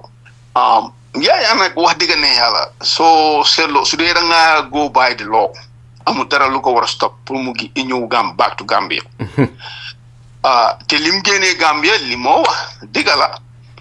amoon na agreement ak the international community boo xam ne UN representative bi Ibon Chambers koo xam ne xamante na Yaya bu baax a baax mu présent na woon and there were like couple of other African leaders ñu fa nekkoon ñoom dañ doon dox jàmm because foogoon nañ ne Yaya su insisté mun naa indi a catastrophe in Gambia mun naa indi a civil war or something like that ñu ne léegi nañ arrange seet naka ñoo négocier pour diffuse the tension pour convince Yaya ne ko mu accept results yi ba pare su ko munee sax dañ doon négocier daal pour mu accept results eventually nag the issue of ne moom dafa génn bàyyi make sure ne there is peace behind in Gambia loolu du loo xam ne dama ko make up or loo xam ne Yaya moo ko make up waaye it is very obvious because website UN bi publish nañ ko AU publish nañ ko ECOWAS tam publish nañ ko so it's a established fact loolu nag xam nga ñu bëri dañ dee confuse ak loolu ak liñ so called allegations yi ñoo wax human rights abuses yooyu noonu ne waaw ñoom waxuñ ko woon lii ne ko whatever moom génn na Gambia there is a new political dispensation ñoom decide nañ pour def seen TRRC TRRC bi the purpose of TRRC man si li ma gis yëpp nekkoon na dañoo jëm a ut ku ñoo prosecute dañoo ut pour a solution pour situation moo xam ne is so complex mënuloo ko saafara si in a court of law so li nga def mooy nga as a leader as a government as part of your statecraft just pour make sure ne jàmm and stability am na si dëkk nga indi a TRRC su ko defee ku nekk wax li nekk sa xol ñu giifal waaye that process man si TRRC through commission yi ma gis yëpp muy Ghana muy naka la tuddaati South Africa yi nga xam ne sax ñoo gën a famous sun in the African continent ñaari TRRC through commissions yooyu yëpp always invite nañ a chance jox nañ a chance ñi nga xam ne alleged perpetrators jox nañ leen opportunity pour ñu ñëw ñu wax their version of this version of the story waaye xam nga ñun suñ case Gambia joxuñ parewuñ ko woon a wax parewuñ woon sax pour def any effort pour bring Yaya Jammeh or at least li ma mën a wax mooy gisuma benn evidence bu TRRC bi présent ni try nañ pour reach out to Yaya Jammeh bañ na pour ñëw ne du testify man I haven't seen it. man loolu ma jaaxal la waaye loolu naa mos naa ko laaj Essa Mbay Fall bi ma ko interview mu ne dafa believe ne daal su invite woon Yaya mun naa ñëw politicize TRRC bi so it was not helpful. No, that's nonsense. Lulu is absolute bullshit. Lulu amul fenn si aduna bi. Look, President Bota being invite or someone Hamad de Klerk or somebody in South Africa. Dafa ne mom do testify in their court and he was in South Africa. Ñooñu crimes you commit in South Africa moo gëna serious foof li Yaya Jammeh liñ ko allegations ne mom la def in Gambia. esa li mo wax waxi nax sa xandang la is nonsense. Understand? Make the effort and establish it as a fact. Ne def ngeen an effort to reach out to Yahya Jammeh. Su leen saagee, you record it. Su leen ne du ñëw, you record it. I'm the right to say any response anyhow he wants. Loolu is up to him. Waaye yéen seen warugal def leen ko ba mu sekk. Aduna bi yëpp xam ne yéen li ngeen a def da ngeen tëree njaaxaanaay. Because doo ñëw ngay def allegation against somebody ba pare ne kooku du ñëw testify. Loolu woon fa suñu loi la. Foo ko wér. Te moom mu ne international lawyer la xamul loolu. That's absolute rubbish. Xanaa nit ki sax soo am fan nga mos a déggee si àdduna bi nga accuse nit ba pare ne ko doo yow du ma la indi si court bi because soo ñëwee si court bi dangaa saaga jooj bi fan nga ko mos a déggee. Loolu mos naa am. So li moo wax waxi bullshit la is nonsense. Understand nga amuñ benn reason defuñ effort pour invite Yahya Jammeh. They don't have any reason. Understand nga moom kañ na wax ne moom moo doon def affaire am foog ne nii la ko mën a defee si ni mu ko buggee def na ko jeex na fu mu nekk mu ngi wër si àdduna bi di tëgg dinaam man Ebou Jallow I am not impressed te waxtaan naa la yu bëri around the world and in Gambia ñoom ñëpp nobody is impressed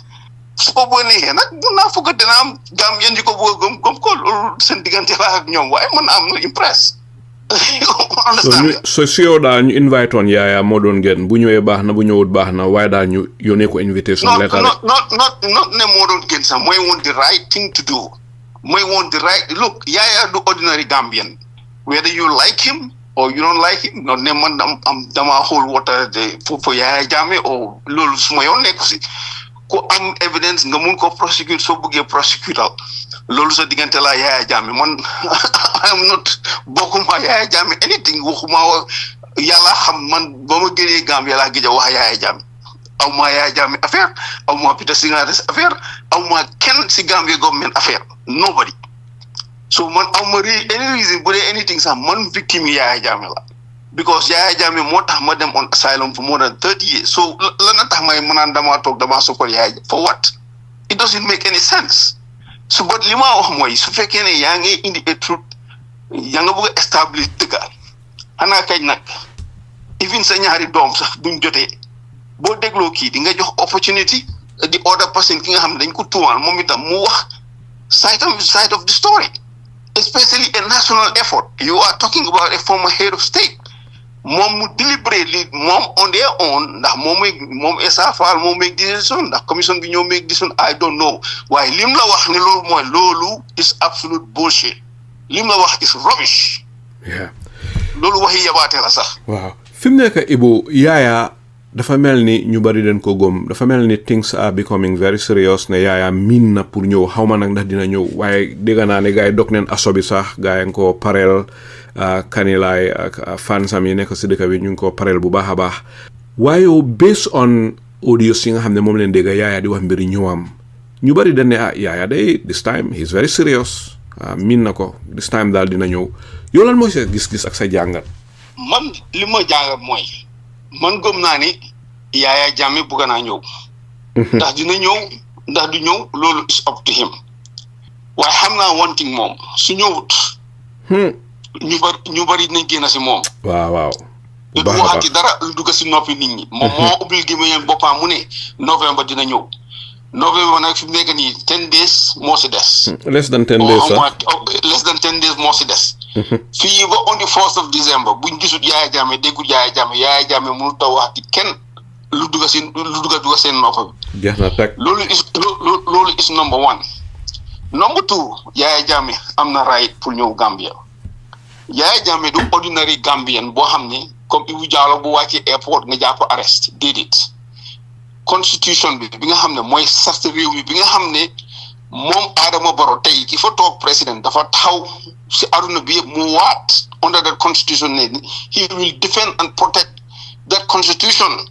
boo xam ne moo ko sign moo ko waat si kanami chief justice ak aduna bi yëpp constitution boobu dafa ne ex président benn court amul jurisdiction pour prosecute ko or even entertain any proceeding ludut about 2/3 of the National Assembly ñu def a motion it is to the best interest of the Gambia ñu prosecute Yahya Jammeh waaye fekk loolu amut bu leen nee nañ taxaw di wax international court legal mechanism seen waxi nonsense kesew yi ñoo wax nañ wax ba suba loolu rek la loi bi may loi Gambia pour prosecute Yahya not even Adama Barrow bu naaw parti ñu dem file a motion in National Assembly is up to the two-thirds of the National Assembly members ñoom ñooy war a vote ne yes crimes yi ñoo allege ci Yahya Jammeh dañ ko war a prosecute for is the best interest of the nation. xëy na du ñàkk a Ibu dina am ñoo xam ne dinañ ne loolu included crimes against humanity su fekkee ne fam ñu xalaatee ni yow lan mooy sa tontu. Alagie maa ngi remember bi Ami Bensouda nekkee ci prosecutor laaj nañ ko moom gémmiñam su ma nopp mu ne Yahya Jammeh liñ ko accuse reached the threshold of crimes against humanity. However, international law dafa am ñaari trends or principles. Principle of complementarity am na universal jurisdiction.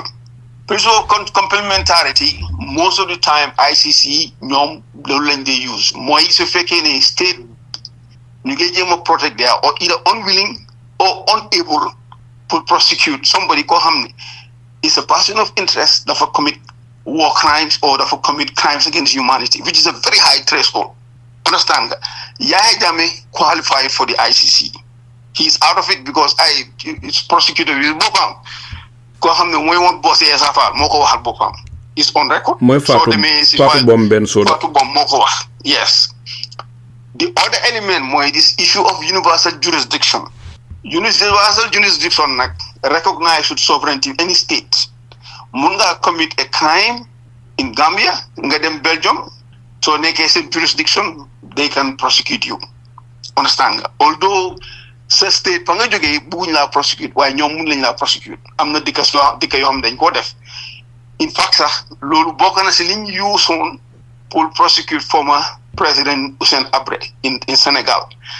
Loolu sax am na ñu argue there was a political issue time boobu ñoom waada xam nga Sénégalais yi rek ñu ngi bëgg a am international standing lekk xaalis sàccaale xaalis yi Yahya sànni ko si kaso bi you know, but that's a different issue. Waaye loolu is possible su fekkee ne maybe Yahya Jammeh dem na a country like Senegal ñooñu mun nañ ko prosecute la neexee laa wax de that's up to the Senegalese government because dëkk yi am universal jurisdiction mun nañoo prosecute any crime as long as the suspect mu ngi seen jurisdiction they can do it or if it's su nekkul seen jurisdiction they can do it. You understand nga am na so many American leaders yoo xam ne ñu ngi leen prosecute in some European countries. You understand nga for the war bi amoon in the Gulf and all these things ñu ngi leen charge of crimes against humanity. Am na individual countries yoo xam ne dañ even ñoom George Bush sax ñu ngi on suñ ñëwee seen dëkk dañ leen a jàpp. Understand nga so these are things yoo xam ne mu ngi happen in this world. It's a possibility. Yahya dañ def allegations in a TRC boo xam ne is deeply flawed. Nekkul nit ñi fa ñëw taxaw yëpp dañ wax dëgg because it's not a court even suñ allegations yooyu sax in a proper court da nga ko investigate establish facts present ko as evidence in a proper court so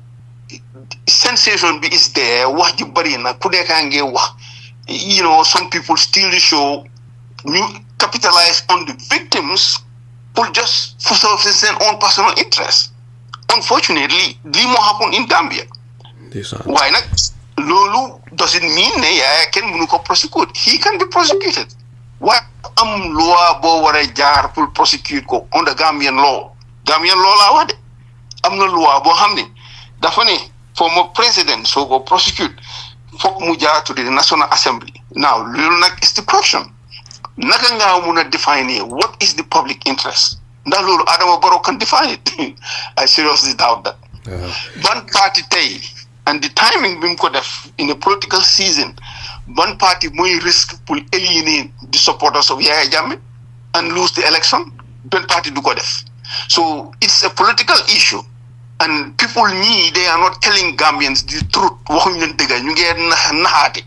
xam nga ñeneen ñu ngi capitalize because activists nañ they are talking all kind of nonsense social media Yahya Jammeh ñu dañ ko li jàpp arrest déedéet Yahya Jammeh du ordinary Gambian boy jàpp nga arrest ko nañ waxante dëgg that's how you can so buggee dal si koom you don't know what the consequences might be because Yahya lu tuuti am nañu ko support in Gambia understand nga so yooyu yëpp da nga ko see sóoraale soo buggee jaar yoon da ngaa jaar yoon just because of Yahya daf daan jaar advantage ci kaw nit ñi di def naka su noonu doesn't mean ne tey ñun ñu yàlla jox doole dañoo jël advantage ci kawam loolu tam boo ko defee yaa ngi tooñ wax dëgg du dëgg wax dëgg aha te dëgg si xam nga Alaaji dafa baax ñun ñu turn the wheel in that country man waxuma ne buñ prosecute Jammeh waxuma ne ñu baaral Jammeh li ma wax mooy ngeen jaarale ko si yoon waaye Gambie li ñoo def dooree ko si Jammeh commission ak TRRC bi dara du si dëgg te ñoom xam nañ loolu they know that ñoom xam nañ ne liñ def dañ galgati loi dëgg daw na yaram waaye man li ma gën a tee jaxare mooy ay magam jëm a ñëw téye alquranul karim waat ne di nga wax dëgg ba pare afta boo fa jógee am ñu bari dal di ne kii lam fa waxe dara nekku si dëgg ma loolu daal lu ma jaaxal la mel ni ñun sunnit yaa dafa des wala ñun den am problème pour wax dëgg wala ñun ràññewuñ dëgg alu nekku dëgg loolu dafa daw yaram trop doomu adama mel noonu rek amin loolu fu nekk nga ko gisee àdduna bi amin people dañoo def lu nekk because of alali àdduna understand nga waaye tey ñi baaku yëpp si Gambia ba Yahya Jammeh di def li moo def ñu ngi toog si Gambia yi ne muut kenn waxul ndeysaan very sad waaw ñoom tey lañ mun a xam ne Yahya dafa bon waaye te ñun ñu nekkoon si biti di wax amul dara lu ñu wax si TRRC bi te man ak Panderi waxuñ ko si Radio Freedom amut wax dëgg you know so ñooñu duñ mën a toog fii de waaw ban li doon xew yëguma ko ñoo ko gën a yëg seen yoo nekk si woon they could care less tey opportunité am na ku nekk ngay ut ñi leen ngi ut nguur di ut doole ñi leen ngi ut xaalis you have all these opportunities ñoo wóor this government xam nga di def li ñoo def ñu ngi frustrate the victims ñi nga xam ne legitimate victims lañ am na ñoo xam ne they are legitimate victims there is no doubt comme ñu mel ñu Ceesay he is a legitimate victim waaye unfortunately man boobu ma si day gën a naxari ñëw nañ ba si TRRC bi liñ fa wax yëpp ay fen la yëpp ay fen la so kooku naka nga jëlee fen yuñ taxawal TRRC nga ne da ngaa prosecute Edward Singhateh how are you gonna do that am nga ñii alaaji man moo tax man kii fi Gambie man dafa safatuma sax bi daw na yaram torop am na ñu wax ne Adama Barrow fam ñu dugalee su tuuxi daw na rek mooy ba mu defee continuation instead of transition waaye nag daw na yaram torop ne TRRC bi ñu bari dal ñëw wax loo xam ne Gambia ni ñu ko dispute Ibu boo tegee foofu sa baaraam rek fi mu nekk ma dal di ñëw si sun eji panel bi fi mu nekk ma dal di ko tàmbalee si Bura li fi jàll bari na trop almost ñu ngi fi 3 hours maa ngi rafetlu bu baax seen patience di te yaa ngeen a xaar pour laaj Ibu nag dinañ ko indiwaat another time because of foog naa ne 1% of li ma ko bugg a laaj sax laajuma ko waaye nag gis nga rey neen fi 3 hours almost te laajteeguma sax quarter of li ma ko bugg a laajte waaye nag dinañ fi indiwaat Ibu another time su ko defee dal di continuer waxtaan bi waaye for the meantime over to you Bura. Alright, jërëjëf ñu ngi nuyu Mr. Ebou Jallow ñun yàgg nañ koo dégg nag really ñu ngi ko gërëm di ko sant ma ne ko ba léegi duñ si sori comme li mu fi wax am na ñi nga xam ne nag nit ñi disagree nañ waaye dina am ñu nga xam ne dinañ disagree waaye ba léegi comme amuñ time ñu bàyyi loolu li gën a important ñu ñëw si universal jurisdiction bu nga xam ne moom la wax so ba bëgg a indi attention am ne ECOWAS ñu ngi Gambia ba léegi te Yahya Jammeh moo tax ECOWAS nekk fa so te ñu fàttali nañ mën a fàttali suñ booba Ghanaian yi tamit liñ leen def te ñi nga xam ne ñu ngi Gambia foofu ECOWAS soldiers yi so ñooñu tamit in my view ñu bari yaakaar nañ ne tamit ne Yahya Jammeh su ñëwee ñoom tam mun nañ koo arrest so yow lan nga gisee loolu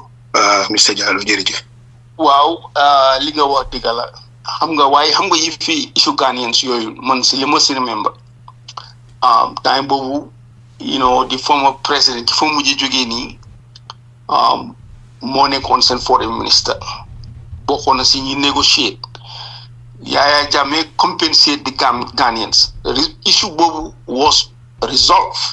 solve nañ ko TRRC bi nag moo ko ubbi waat you know doy na war de it is very strange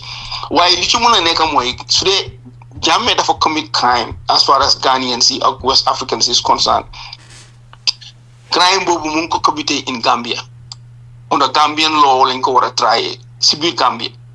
xam nga man li ma bañ mooy te li ma gis di pattern loo xam ne mooy go on te lawyers yu bëri Gambie ñoo ko puus lawyer njóogaan yi nga xam ne dañ liggéey UN seen life yëpp seen only carrière wuñ mun a wax ne def nañ ko mooy liggéeyal UN te lawyer yi ma xam ñu xarañ ñu bëri liggéey UN is the list of loo xam ne dañ koo toog ne dañ koo xajaani waaye ñoom liggéey lawyer Gambien moom yaakamti naa am law degree rek specialized human rights dem liggéeyal UN ñoom ñoo bëgg a li ñoo def mooy ñu ngeen nasaxal sovereignty Gambia di moo yaa ngi allow Gambian issues ñu go solve from outside di outsource sa judiciary di outsource sa justice yaa ngi nasaxal sa constitution tey dinañ am lu leen neex xëy na dinañ kontaan waaw ECOWAS dañ prosecute Jammeh lu nekk rek dañ ko yóbbu ICC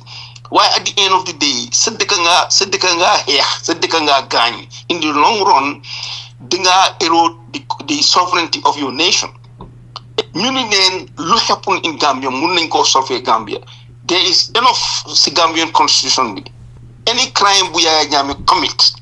which boo xam ne dafa involve affaire Ghanaians yi si Gambia lañ ko committé mun nañ ko prosecute in Gambia if there is evidence su dee mun nañ ko prove they can do it so ay waxi Ghanaian yi léegi international man dama xamul Gambians ñun lan la ñuy jot lu ne teret ñu ne international community ñun kañ na ñoo mos a independent when are we ever going to be independent nation tey mun nga koo def Yahya Jammeh waaye ëllëg si biir bu Barrow su fa jógee the same thing lañ koo def Barrow jógee fa tamit keneen toog ku def the same thing ñu defaat ko the same thing ñun kañ la ñoo mën a régler suñu biir act like adults as a sovereign nation ñu solve suñu own problem within ourselves kañ lañ ko mos a def man am not against Yahya Jammeh de su defee crime soo leen ko mënee prosecute that's up to you waaye na ngeen ko def si loi nañ ko def ci the right way waaye bugg a outsource lu nekk rek yóbbu ko international committee I mean come on loolu benn dëkk du ko def Sénégal Sénégal a ngi nii ñu ngi am problème ak Macky Sall da nga dégg tey Macky Sall crime yi mu def moo gën a garaaw bu Yahya Jammeh ñoom fi mu nekk ñu ngi ko buggee try for high treason jël det xaalis bu bëri nëba ko askani Sénégal boo xam ne génération ñoo ko fay jógee si loolu almost 80 xale koo xam ne dafa téye flag di demonstrate in the street of Dakar ñu xàcc bal dóor ko mu dee loolu xew na Sénégal tey waaye mu dégguma fa tey kenn ku taxaw di wax ni dañoo toog waaw international lawyer international community they are trying to solve their problem within themselves lu tax ñu mënuñ loolu you know I mean man lii mooy suma argument so ngeen ñu jégal ma nag nga xam ne na li ma wax neew leen waaye man I just say it as it is. jërëjëf Ebou si tontu yooyu fi mu nekk ñu dal di ñëw si Mr Dudu Ndaw Mr Ndaw over to you. Asalaamaaleykum askani Gambia radio asalaamaaleykum déglukat yi ñu ngi leen nuyu waa kër gi yëpp panélistes yi di nuyu it suñ kan gi suñ broda Ebou Jallow suñ xarit yi mag yi Ebou ñu ngi kontaan si bokk ak yow plateforme once again fii si askani Gambia radio jërëjëf Dudu fanaa ne Freedom Radio lañ mujjee tase ok li fi jàlla bari na comme ni ko Alagie Saliou de waxee rek liñ fi wax bari na xam naa time amut waaye ma bëggoon a laajte benn question an xëy na ñaar sa yu gàtta rek den man xam naa ne du ma am chance delluwaat waaye foosoon bi rek mooy jamono bi nga nekk si junta bi te ñu ne Ebou Jallow jëloon na suñ 2 millions yaa ngi fàttaleku te leeru toon ñu bari ñi ne digga la ñi du digga ndangam waaye xëy nañu rek gis ko si newspaper si observe ba ñu ne Ebou Jallow ran away with 2 million euro la xawma dollar if I remember those days wante man sax ba léegi suñ ne loolu dëgg la wala du dëgg sax ba léegi amul benn luwaayu Gambia bu mun a wax ne Ebou Jallow is wanted wala dafa owe Gambia $2 million gisuma ko fenn ndax su fekkee ne yow tey soxla nañ la pour nga liggéey réew mi si nga ñëw si liggéey si réew mi ndax am na benn luwaa bu la tënka loolu mooy laaj bu njëkk bi waaw man the only luwaa bu ma tënka mooy mun naa liggéeyal Gambia waaye am na poste yoo xam ne mënuma fa comme like mënuma liggéey in the cabinet nekk a minister or am na certain jobs du ma ko mën a def because dama am citizenship beneen dëkk kon naa loi bi loolu la wax. waaw dëgg la loolu dual citizenship bi absolutely correct doo mën a nekk right now in 1997. waaw waaye Ibu li tax ma laajte question boobu mooy yow bokkoon nga si junta bi te dañ la invite woon suy 6 months wala ñetti fan sax dem nga ko fa. yes. te loi téewu la te bokk nga su ñëwoon tey fu ñu tuddee Edward Singhateh tudda fa Yahya Jammeh tudda fa ñeneen ak ñeneen dañ la fa tudda. yes. waaye ànd ak loolu yëpp terewut nag tey you are qualified to go and work in any institution apart from the ones that the constitution do not allow you to. So based on that, foog na ñi doon liggéeyal Jammeh commission and TRRC foog na tam di seen bukki moo leen maata. I don't understand ban lan nga mean bukki moo di seen bukki moo leen ñoom comme ñoom tam they were Gambians working for join the junta as comme Essa Fall leading council la woon Ami Bensouda was also AG ba pare junta ñëw take over ñu ñëw jox leen liggéey pour ñu war koo liggéey foog loo ne ñoom tam they were just in a position like bi nga nekkoon yow time bi nga nekk si junta bi te ba tey loi daanu la te ñoom it loi daanu leen si dara war na ñëw mën a def liggéey ñu doon def. Okay, man dañ am difference. Man member of the armed forces la bokkoon. Understand nga? Li ma miin mooy commission officer la woon. Ba coup bi di happen man fekkuma Gambia. Te yàlla xam na ni soo dalatee bi ma study America fii dañ ma oo suma ko di commandant of the war college daf ma ko mu ne ma lan nga bugg a def ma ne ko man daal suma sañoon dama seek asylum America duma delluwaat Gambia because man xaw ma li coup bi bokkuma si te mënuma understand suma boppam ma dem liggéeyal ñoom Yahya Jammeh ak stuff like that wallahi si man ko waat dañ ma convince ne ma goyal back soo demee di ngeen mën a dimbali lii moo ma indiwaat back ma ñëw di delluwaat Gambia te maa ngi woon sol uniform Yahya moo became automatically more turned into the commander in chief. Understand that? So xamee ñun soldat dañ am lu ñoo ooyee Gambia Armed Forces Act mun nañ suñ la joxee order dañ la expect nga obey su fekkee ne order bi is legal man bi maa ñëw Gambia fekk degree number 1 bi ñoo ami benn solu tega nañ ko ba pare change constitution bi ñoom ñoo ko def. Understand ñoom nag man li ma gàllankoor fekku leen si ñoom ay civilian lañ amuñ benn lu leen tënk ak military bi if anything sax ñoom Ami Bensouda ak ñoom Essa Fall mun naa ni ñoom ñoo si ñu woon Yahya Jammeh su dee dañoo dem to government skill understand nga ñoom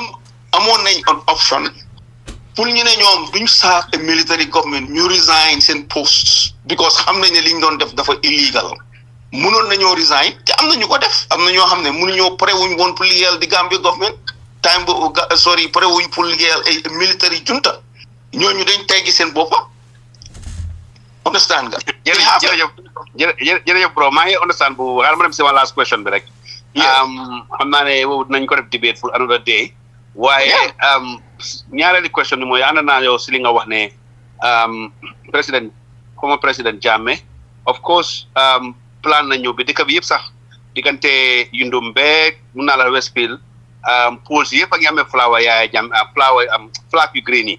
right now maa ngi si dëkk bi te maa ngi gis flag yu green yi ñu ngi ko welcome ñu ngi ko séntu anytime soon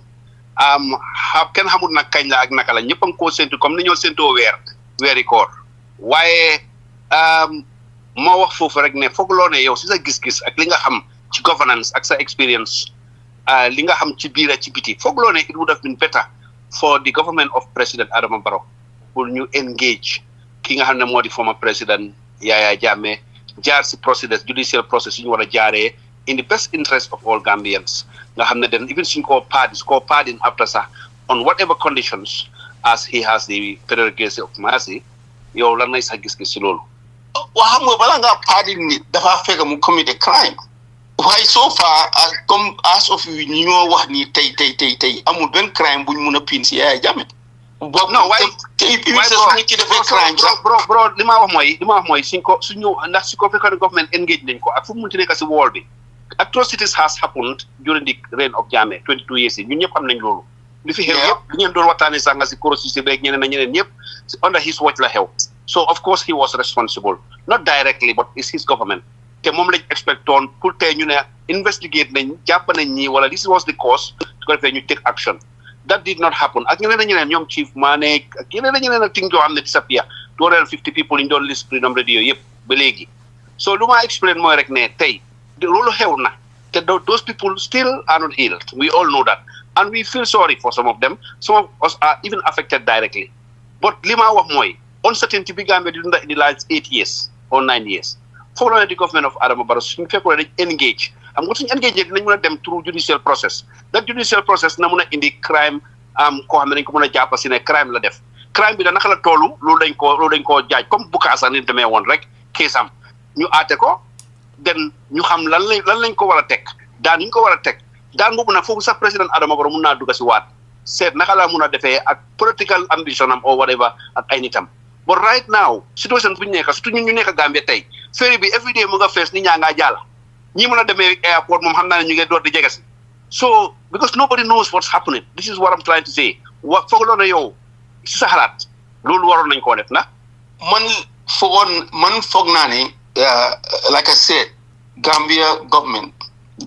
li suma xalaat la de brother Ndaw and I'm saying this very sincerely because man mit naa naka lañ ko woyete President Barrow mit naa ko ñaari yoon New York as a person he's a nice guy like naa ko trop in a sense as a person to person xam nga dina mun a nekk a very good neighbor because am na aajo yaru na tey na si waxinam am na yar ak tegin qualities values yoo xam ne yëpp bugga naa ko si nit gis naa ko si moom as a person laa wax waaye man su ma doon di advice and I think Gambia government dañ def mistake from day one su fekkee ne a person like Jammeh koo xam ne rule na Gambia for 20 something years kooku ak situation bi mu génnee Gambia su fekkee ne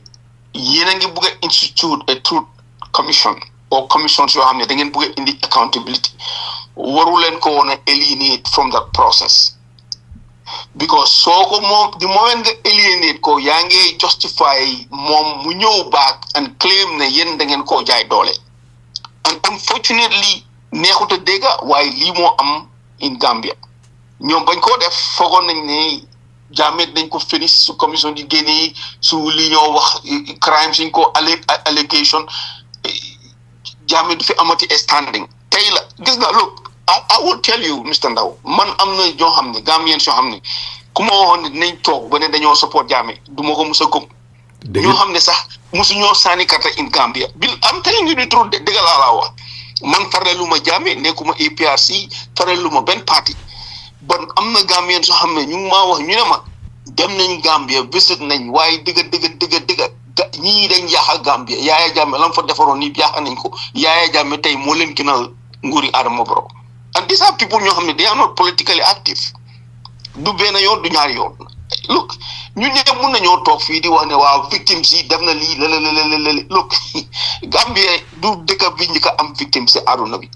Ghana liñ dunda moo gën a métti liñ dunda li Gambien si dunda si Yahya Jammeh am not justifying Jammeh lim def man xam naa Jammeh bu baax a baax xam naa lim def Gambie xam naa ko bu baax a baax bokk naa si Gambien si njëkk a génn wax ni Yahya Jammeh du nit ku jub so man du ma toog nan damaa layal Jammeh that will never happen in my lifetime waaye xam naa tam at the same time ne problème bi Gambia face tey with Jammeh coming back is more complex than li leen nit ñi di wax si social media yeeg ak activistes yeeg di ñoo wax because ñoo ñi wax ñi yëpp mosuñoo xamuñ li nguur mosuñoo expérience nguur dañoo wax rek because of foog nañ ne du daf leen a jox instant fame soo waxee fii saaga Yahya Jammeh moo bon moo def ni ñu tàccul la yow yaay nit ku déggu gi waaye nag Barrow fam toog ak li moo jànkuwanteel moom xam na li moo calculer bu baax a baax te loolu sax su ko yàlla dimbaliwut bu defee one single mistake dina taal dëkk boobu noonu te dëkk boobu bu taalee Sénégal dina tàkka bu Sénégal tàkkee the whole sub-region will go in flames am na certain things yoo xam ne loolu soo nekku si nguur doo ko mun a understand and this is the problem ñun dañ toog activists ñu create a coalition ñu jël nguur xamuñ ñi ñoom Ousseynou Dabo ka ñi ba ñoo toog si nguur gi xamuñ woon lan mooy nguur ñoom xol lañ doon demee and they make serious mistake yoo xam ne tey moo leen a affect munoon nañoo invite Yahya Jammeh in the beginning mu bokk a part of the process of accountability loolu yomboon na that was the first thing li ñu waroon na njëkk a negotiate why they didn't do it léegi tey lan la ñoo wax imaginal commission boo xam ne da nga ne woon da ngaa ñëw jàppa sàcca commission boobu ñoom seen biir ñuy sàcc di luubal di wagga jaane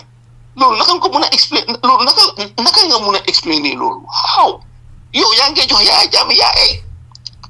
ñu jógee foofu nga dem toog def indi jaane commission man mu óor yàlla ne lu bëri liñ fa wax ay fen la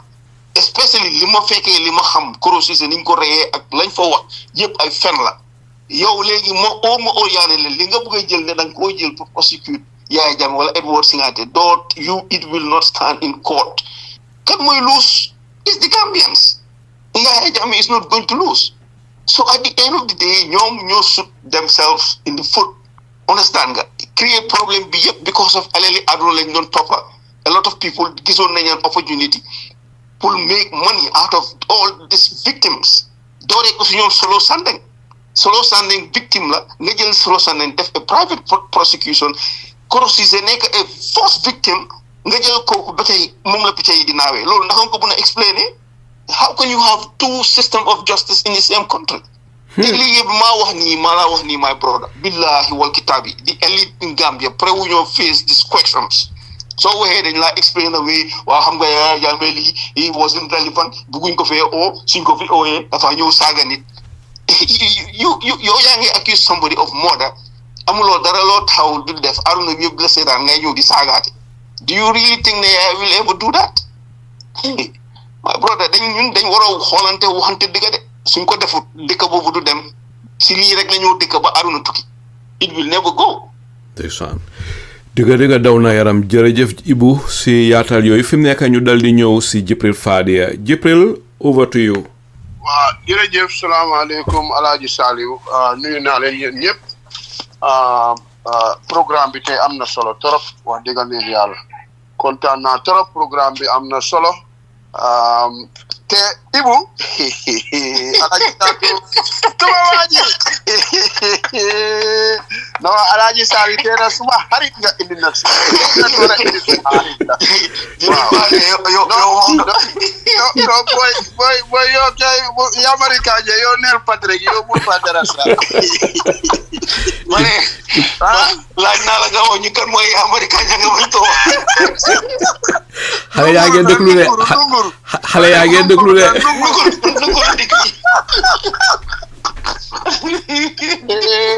Alaaji Saliou nongo baaxut waay kontaan naa yaaga naa ko abe sona pour mu ñëw yaaga naa try naa lu nekk pour buga ko indi pour mu wax waaye lii mooy di real TRRC Alaaji Saliou dañu waroon a oo Ebou Jallow dañu waroon a oo Sam Sarr ñaar ñi ñu am knowledge lañ ci li nga xam ne loolu moo xew te kontaan naa ni mu ñëwee nii mu wax first hand ni mu fa taajoo wax dëgg ne yàlla I'm so proud of him Gambian la bu bugg a Gambia munoon naa lim am fii America munoon naa bàyyi affaire yi Gambia fu nekk la demal America in a mission so waxuma nag Gambia so dañu war di celebrate suñ doom yi nga xam ne definitely they excel li moo wax xam na ci lu leer dafa wax tudda tur man bokk naa ci ñi nga xam ne ñoo ko njëkk a attaque fii wuloo nañ bay bugg a dee wala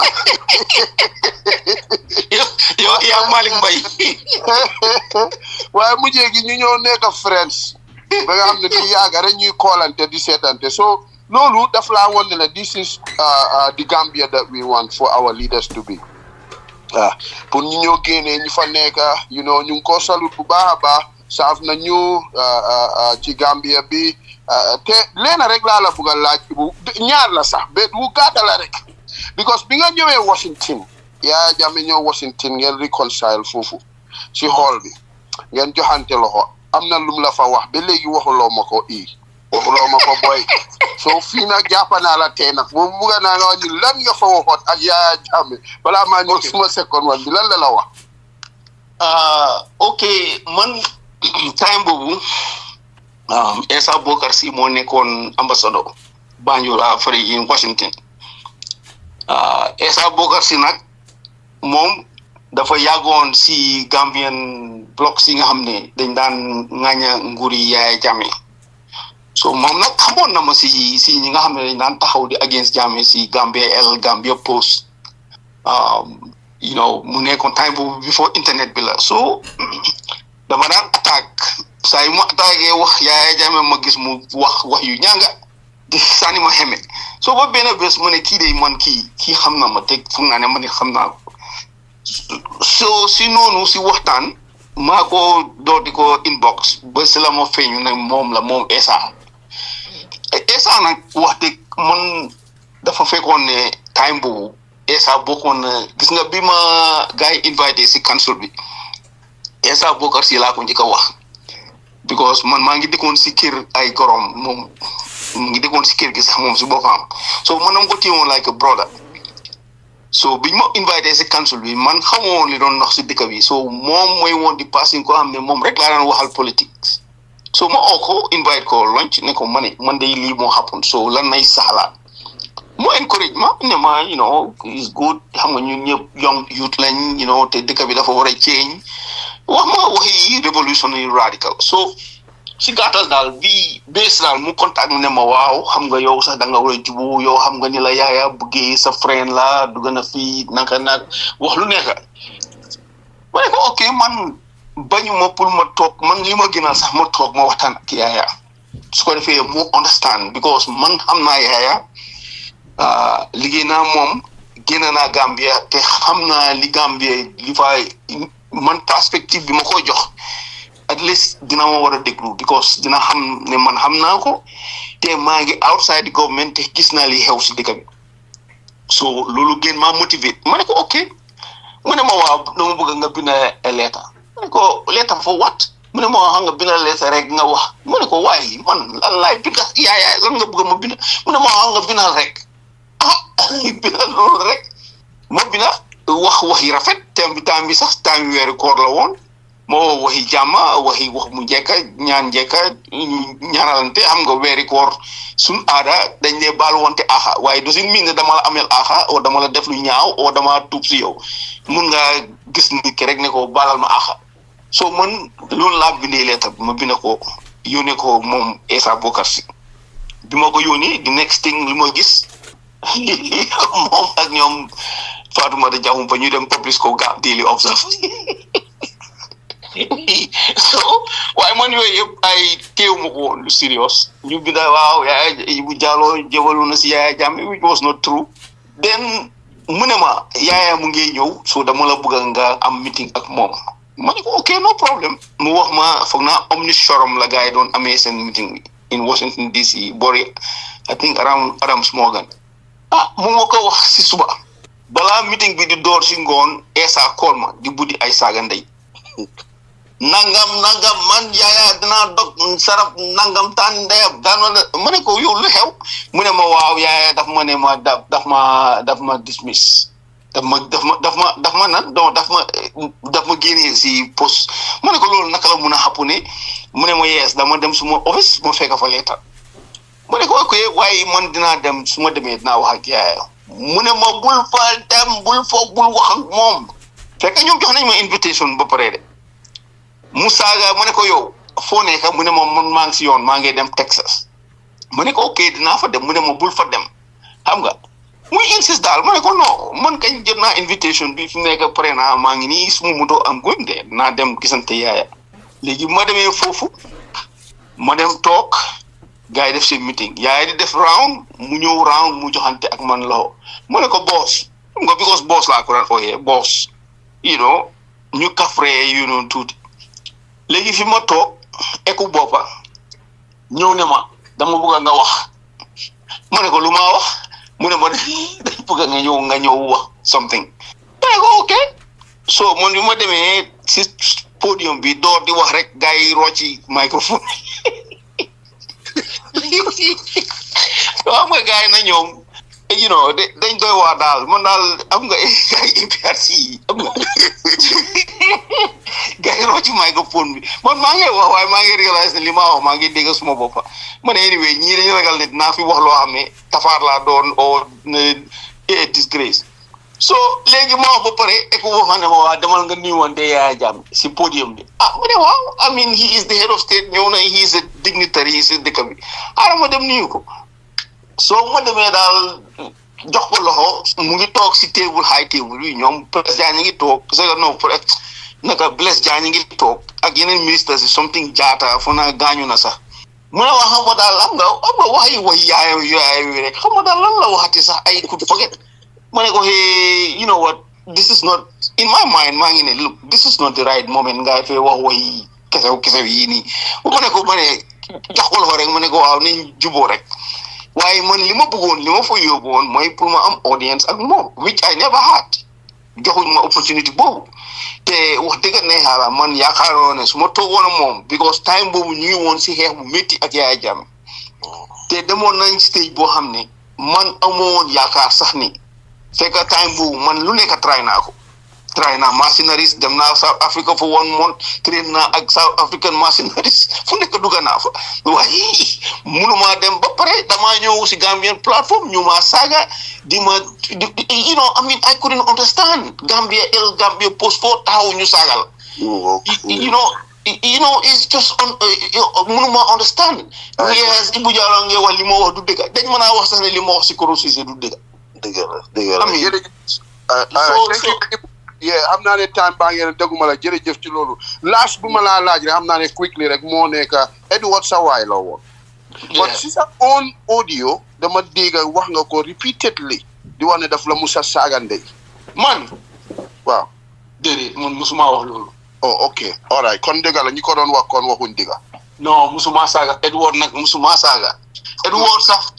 daf dee saaga de waaye pour mu benn yoon la musa saagan liñ ma wax te loolu dañ ma ko wax sax man fekkeewu ma ko may wax nañ ma ne ma dee moo rey Koro xuloo nañ xuloo bu métti State House ba ñuy saagante ndey loolu moom de wax nañ ma ko te ñaari nit confirm nañ ma loolu moo waaye Ebou bu fi di géej nag ñëwal nag Alagie Saliou wax ne la we need this TRRC mu continuer te am naa ne Alagie Saliou dina ko woot boo xam ne please ñëwalaat ñu am 2 or 3 because gars yi bu ko def lu bari pour wax ko waaye xam naa ne time mayu leen ko waaye kontaan naa trop definitely tey su ma laajte wutoon sax kontaan naa dégg la ci programme bi thank you ok John Kerry jërëjëf Jibril wax dëgg te Jibril noonu leen ko defee sa Ebou Funjaare indiwaat ko su ko defee ñu continuer part 1 ay na bi may ni mu naan ma John Kerry gis nga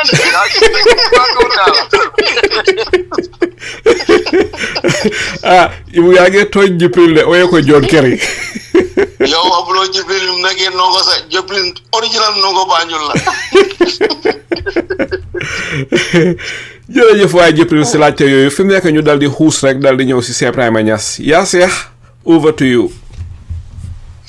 Assalamualaikum warahmatullah. Waalaikumsalam ya Ibrahim. Toma nuyu naa la waaye Toma gëj nañu déggoo trop. Waaw fay naa la bu baax I know. Wallahi no xam naa ne itey la rek waaw masha Allah waxtaan bi neex na am na solo tool wax dëgg na yàlla. Nga rek man dama de tànn pour déglu léegi-léeg su ñeen ak yéen a ges yi ñëwee parce que dama si de jàngal lu bare waaye because of sa biir waxtaan bi am na loo wax rek moo ma compel ko nu ma ne xaar ma laajte question. yaa ngi wax Alagie Saliou léegi ne ko lan lañ wax si TRRC bi loo xam ne yéen waxul leen ko freedom so da gis ne yu bare yéen waxoon ngeen ko te biñ demee gis nañ waaye yow tamit nga olbate ko waat waxaat ne TRRC bi li ñu fa wax yëpp fen la so léegi fen gi fan la nekk si ñu doon testify o seen report bi o yow li ñu doon wax loolu laa bëgg mu te benn question bi rek lay laaj si sa awma beneen wax dëgg yàlla. ok maybe dinaa qualify su dee yow noonu nga ko déggee waaye waxuma ne testimony yëpp fen la because am na am na ñoo xam ne liñ dunda lañ wax te yaakaar na ne liñ wax dëgg la waaye nag at the same time lu bari liñ fa wax mun naa wax ni almost everything either wax nañ ko man maa Panderi wax na ko o Sam Sarr bind na ko si bugam bi te Sam Sarr sax most of it you know yena yi si ñun la ko daan jëlee or si from other sources ñoo xam ne because amoon na access si ñi nga xam ne fekkee woon nañ incident bi mu bind ko si bugam bi understand nga waaye nag óor na moo óor yàlla ne Tom I can tell you ne óor na ma óor yàlla ne li ma xam naa ne li ma fekkee testimony yu bëri for example niñ wax ne no Koro Ceesay niñ ko reyee waxuñ ko si TRH bi didn't tell it Alagie Kanji waxu dëgg dafa fen Edward Singhateh lim fa wax dafa fen understand nga November 11 la fa xew ak ni demee waxuñ ko si TRC bi Edward Singhateh lim fa wax dafa fen ñu bëri ñi fa ñëw ñeneen ñi dañoo sos ñi ngi exaggerate loolu yëpp am na fa understand nga waaye nag like I said you know TRC bi it was not pour ñëw ku nekk xam nga at the end dañ ko turn into a place boo xam ne drama lañ ko def te this was a very great opportunity pour defaraat dëkk boobu noonu understand nga man suma boppa bokk naa si ñi nga xam ne njëkk nañ even Yahya Jammeh sax man ak Modou Aliou Ndiaye doomi Aliou Ndiaye ki nekkoon ay man si bokk naa si njëkk a wax ne Gambia dafa war a am TRC te Yahya Jammeh si boppam moo ko war a start I have said it it's on record time boobu ba ma ko bina sax ñeneen ñu ma ñaawal kii lan mooy transitional justice soo fekkee situation si demee comme Gambia nga am le président boo xam ne legitimately président la woon le moo def yéen ñëpp fekkee ngeen ko Gambien si yëpp fekkee nañ ko ñëpp a ngi woon Gambia tey ñiy wax yëpp ñu ngi toog le muut ba problème yi di xàppul ñu ngi ko yëg xam nañ ko waaye ku nekk nga toppatoo sa soxla tey ku nekk am freedom pour mun a ñëw taxaw ne waaw man lii lañ ma def waxuma ne ñi amul ñuy def de Yahya Jammeh def na because xam naa Yahya Jammeh woon lim capable xam naa ñoom Edward Singhateh dañ fa def xam naa ko lu bëri xam naa ko understand nga waaye am na si xam nga all it takes is benn nit rek mu ñëw mu xejamal the whole effort su dee benn nit ñëw na mu ne wax loo xam ne amut du dëgg billahi yàq na the whole entire exercise and this is the fact ñoom xam nañ loolu waaye they don't care you know Esa suma brother la waaye moom at the end ndiiraan gi moo ko ci he was in love with the attention waaye def na a good job ak Ibu Esa moom def na a good job wax dëgg na yàlla waaye ok dafa des yow ni nga définir lan mooy a good job lan because su dee génnee facts te loolu nga xam ne mooy woon jobam mooy woon pour dem guide the commission pour ñu elicit facts laa wax de waxuma opinion facts waaw nga doo mën a force witness bi tamit pour mu wax li nga bëgg moom mu wax xam nga yow sa boppa day before Edward wax ne yow bindoon nga ma yooyu yëpp maa ngi ko fàttale ko ne Edward ëllëg dafa wéedi ne bokk na si te exactly loolu moo xew so léegi yow nag da nga doon wax Edward diggante bi ndax naka la fa loolu naka nga ko xamee man waxuma Edward because man dama xam Edward te man xam naa Edward naka la feel about Esa Edward dafa dem foofu sax with respect to Esa sax because Edward dafa xeeboon Esa man lu ma xam laa wax de I'm not making up stuff Edward dafa xeeb Esa Faal feel ne sax moo warut a toog sax di wax Esa Faal te li mu fa wax yëpp ay fen la am na so many occasions yoo xam ne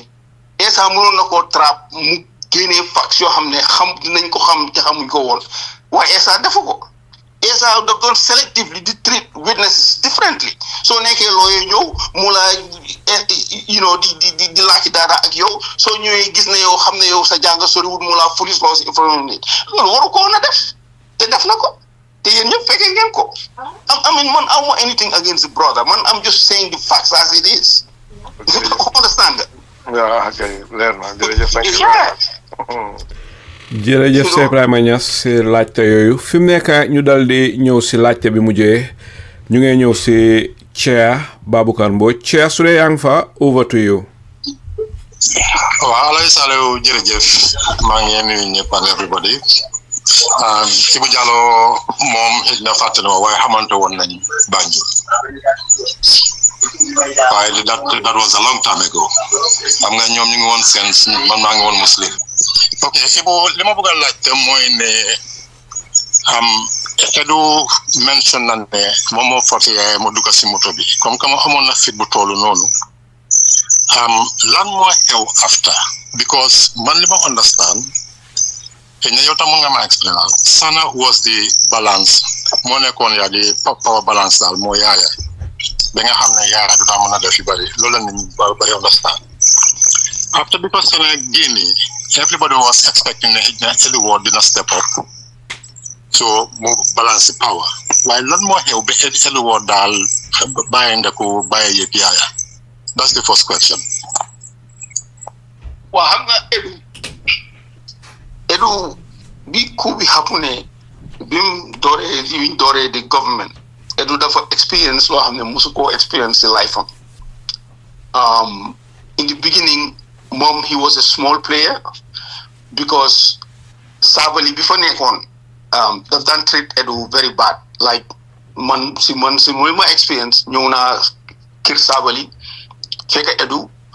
moo Yankuba Sabally leen taxawloo si biti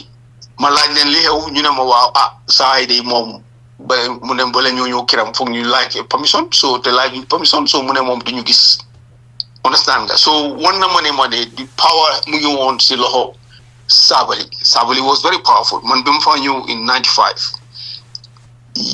Sabally nag dafa jógee from Jundum te army officer la woon ñoom dëgg la xëj na jël nañ Yahya Jammeh def ko di chairman because Yahya moo leen senior woon by rank because ñoom ay second lieutenant lañ woon Yahya was a full lieutenant so normally su fekkee ne coup happen na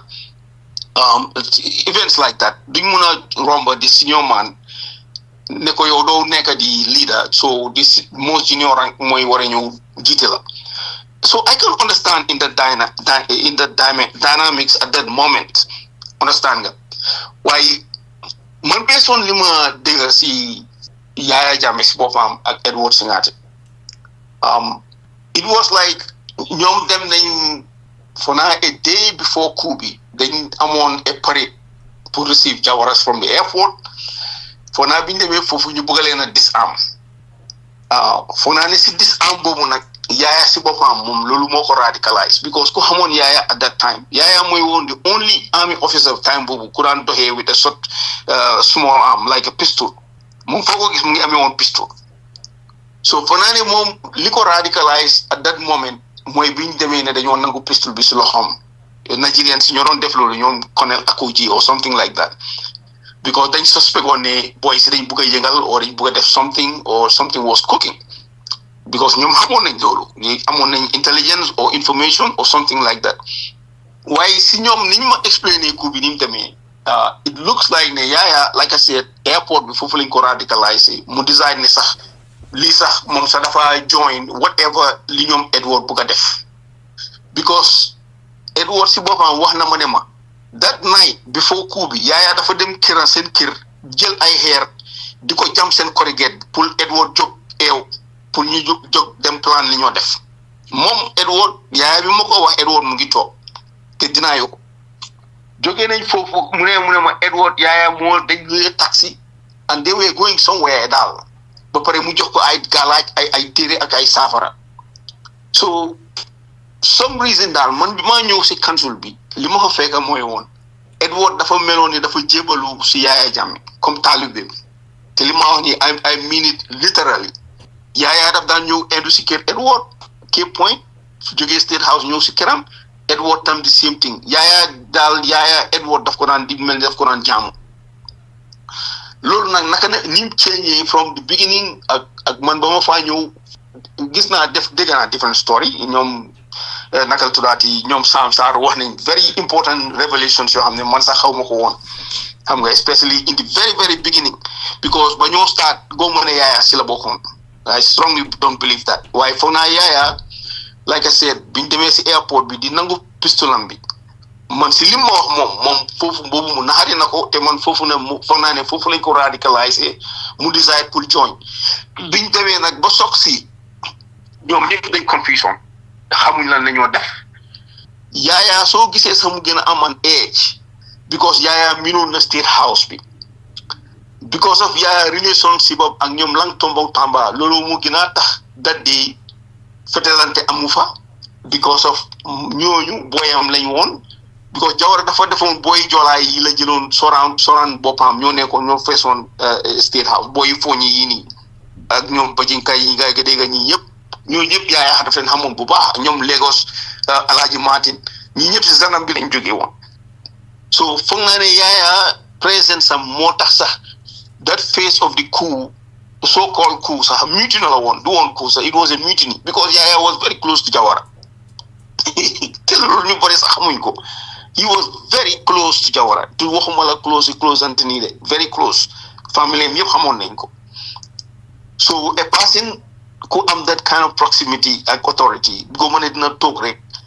amut grievance bu ko war a motivate pour mu war a radicalize like that so situation moo evolve but eventually moom mu nekk di leader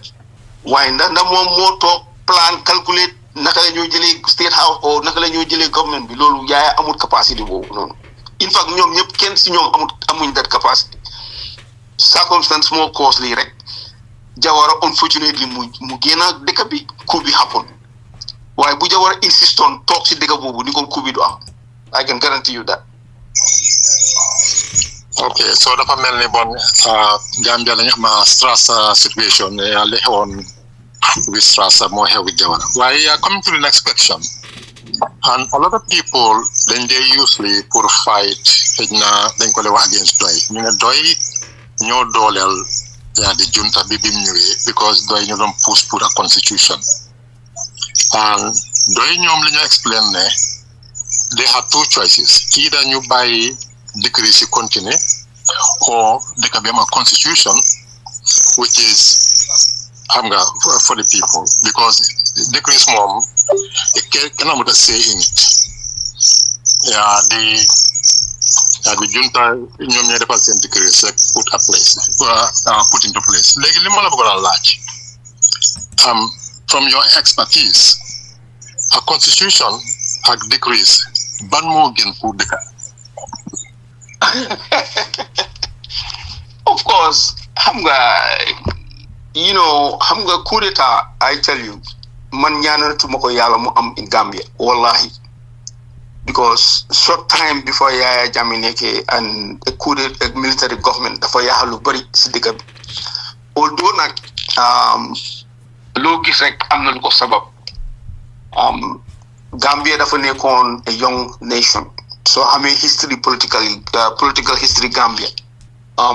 lu demee nii it was inevitable so gisee ma ne inevitable because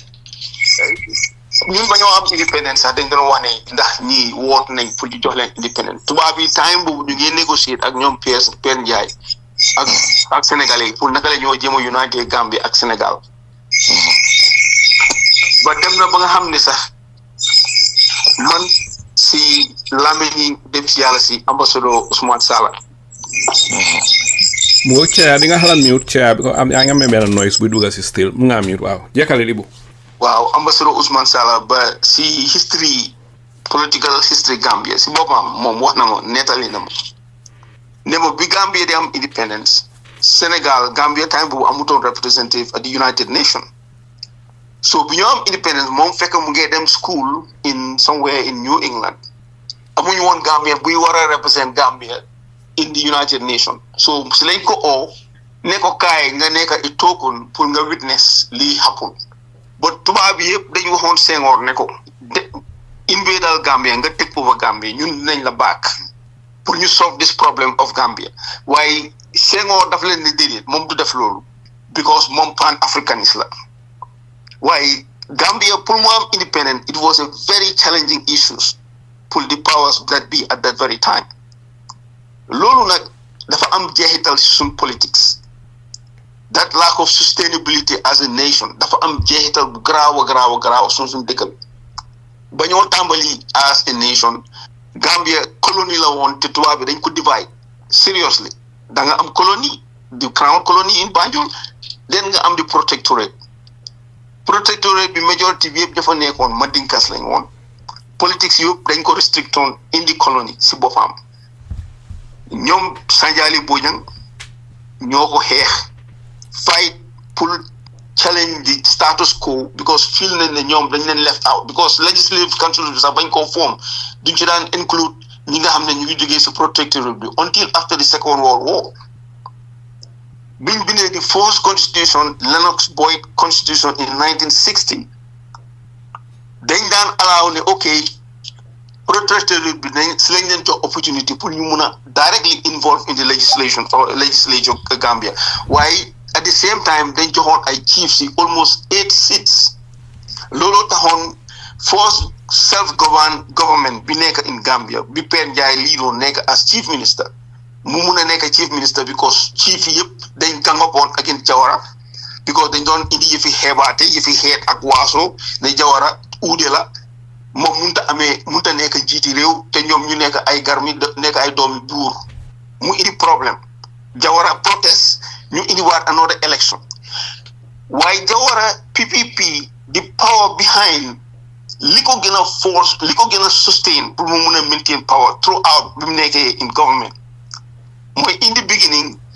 grievance yi protectorate bi nga xam ne majority Mandinka lañ ñooñu dañ bëggoon pour Mandinkanize the Gambia government and the country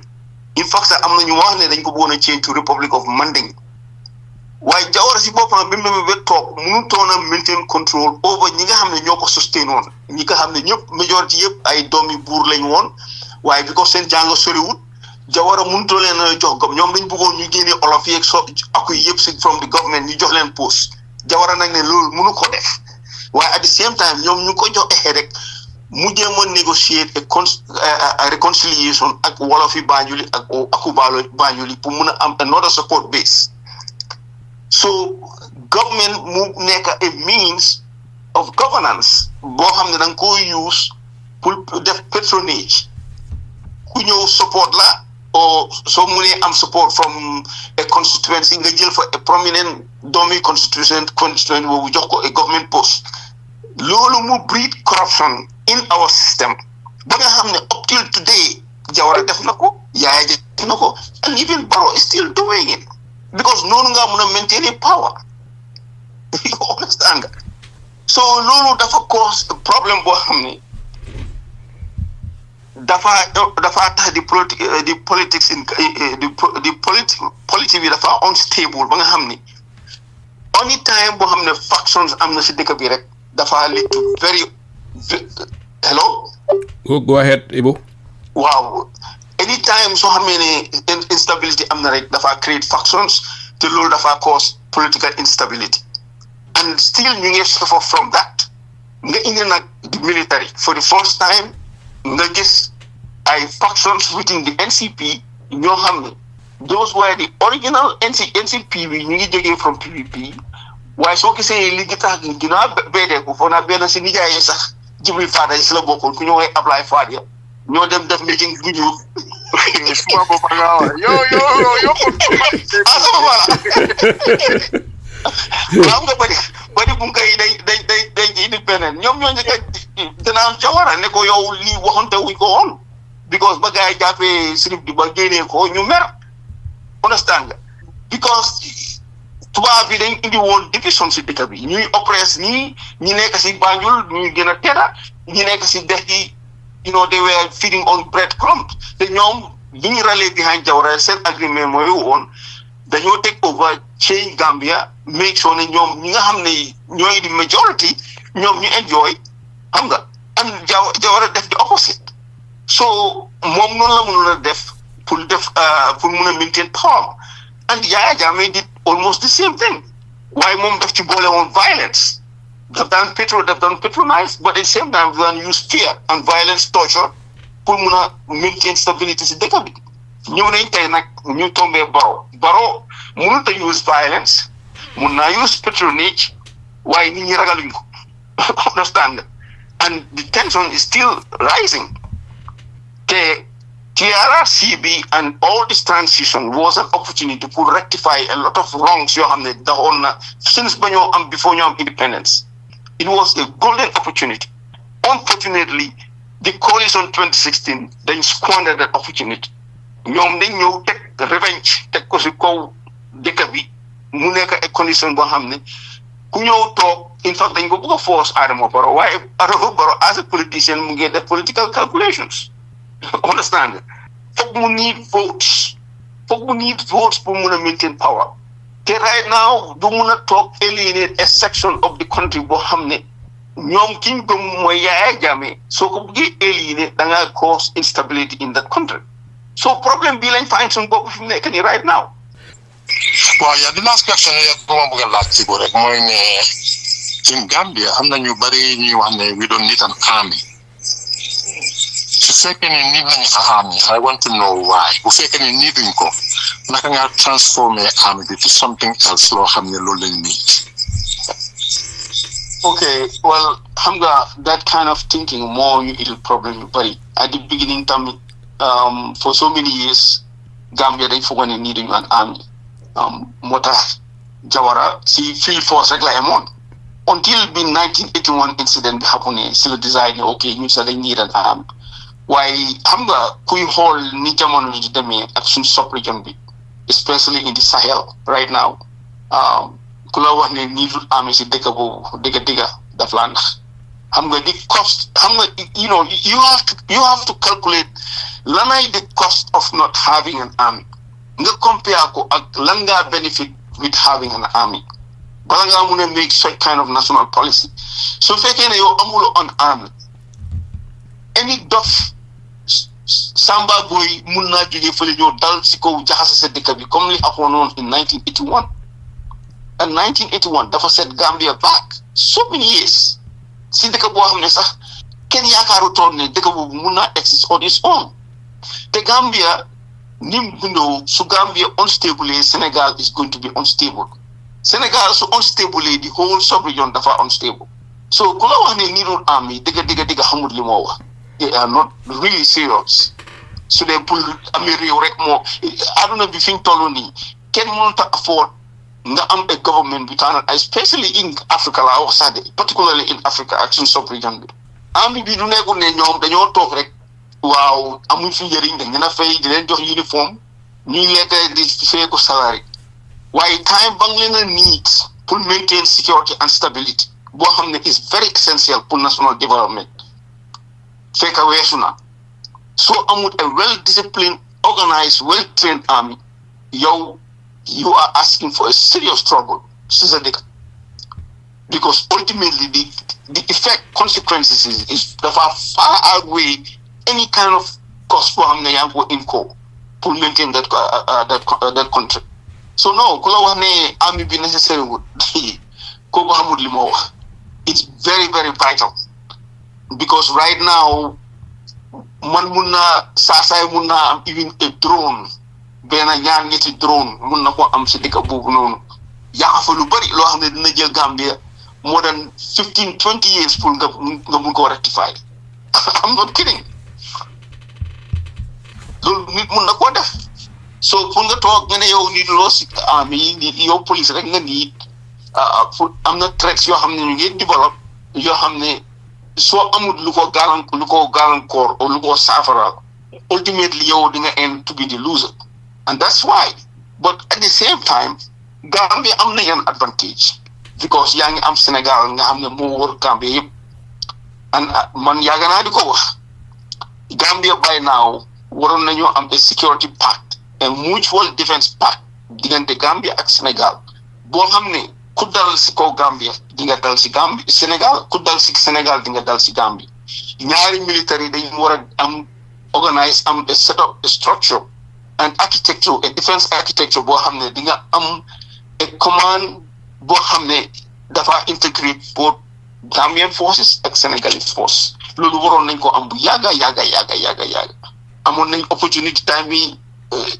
Abdou Diouf until 89 confederation bi tas well under different circumstances te right now sax man foog naa ne Adama Barrow amoon na a solid relationship ak Macky Sall boo xam ne mënoon nañ ko def and it's still not late foog naa ne still we can do it with Senegalese government foog naa ne loolu moo doon gën a nekk pay a much higher dividend for the security of Gambia than ngay am to worry about every day ku toog yaa ngee worry ndax soldat yi nañ la ku économique duñ toog mun a toog Gambia forever su yàggee sax dafa nekk a source of instability so this is the situation biñ find suñ bopp waaye Gambians si foog ñu war a jóg seen boppa moomal seen bopp seen own security and be responsible for it rather than lu nekk rek ñu outsource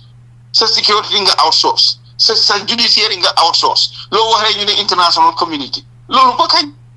what is the point nga nekk sovereign nation su dee yow mënuloo defal sa bopp anything lu nekk rek nga ne nañ indi foreigners loolu is not sustainable you know. wax dëgg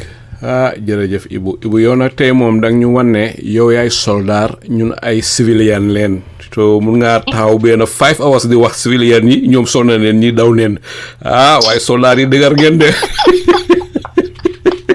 soldaar soo ko seetloo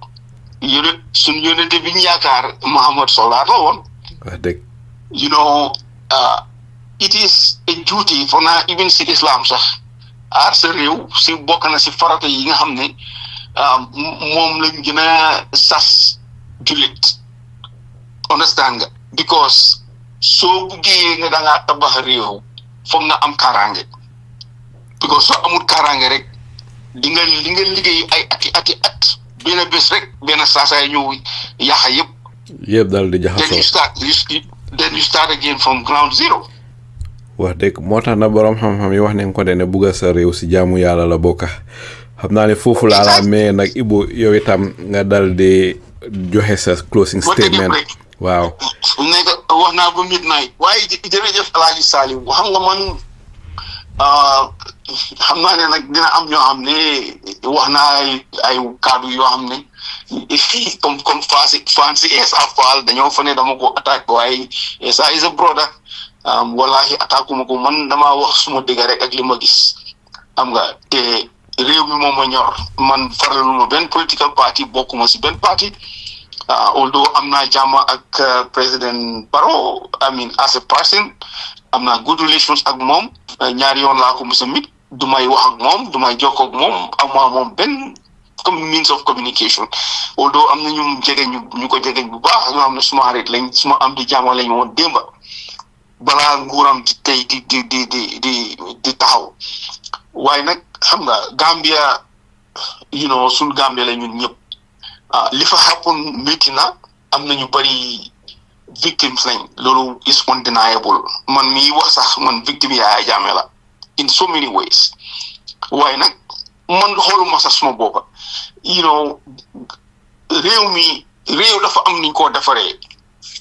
te foog naa ne soo xamul ni ñoo defaree réew dafa baax ngay gestu si sa ndeyjoor ak càmmoñ nga xool ni jamono di doxee ak yeneen réew yi ni ñoo doxalee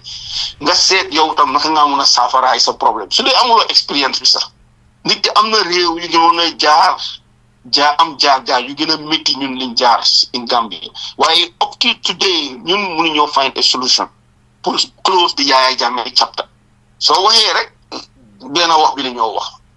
nañ ko prosecute nañ nangam dañ def li yes ku mun a prosecute waaye boo mun a if you cannot prosecute you hold your peace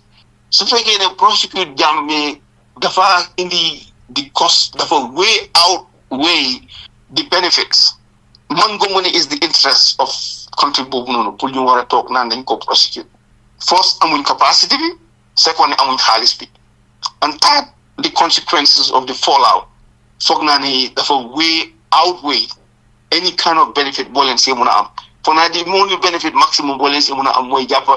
Yahya Jammeh ne ko rab si kaso bi te loolu lu mu leen a njëriñ soo tëjee Yahya Jammeh you are generating, you radicalize other people they will be determined to make sure you overthrow that government.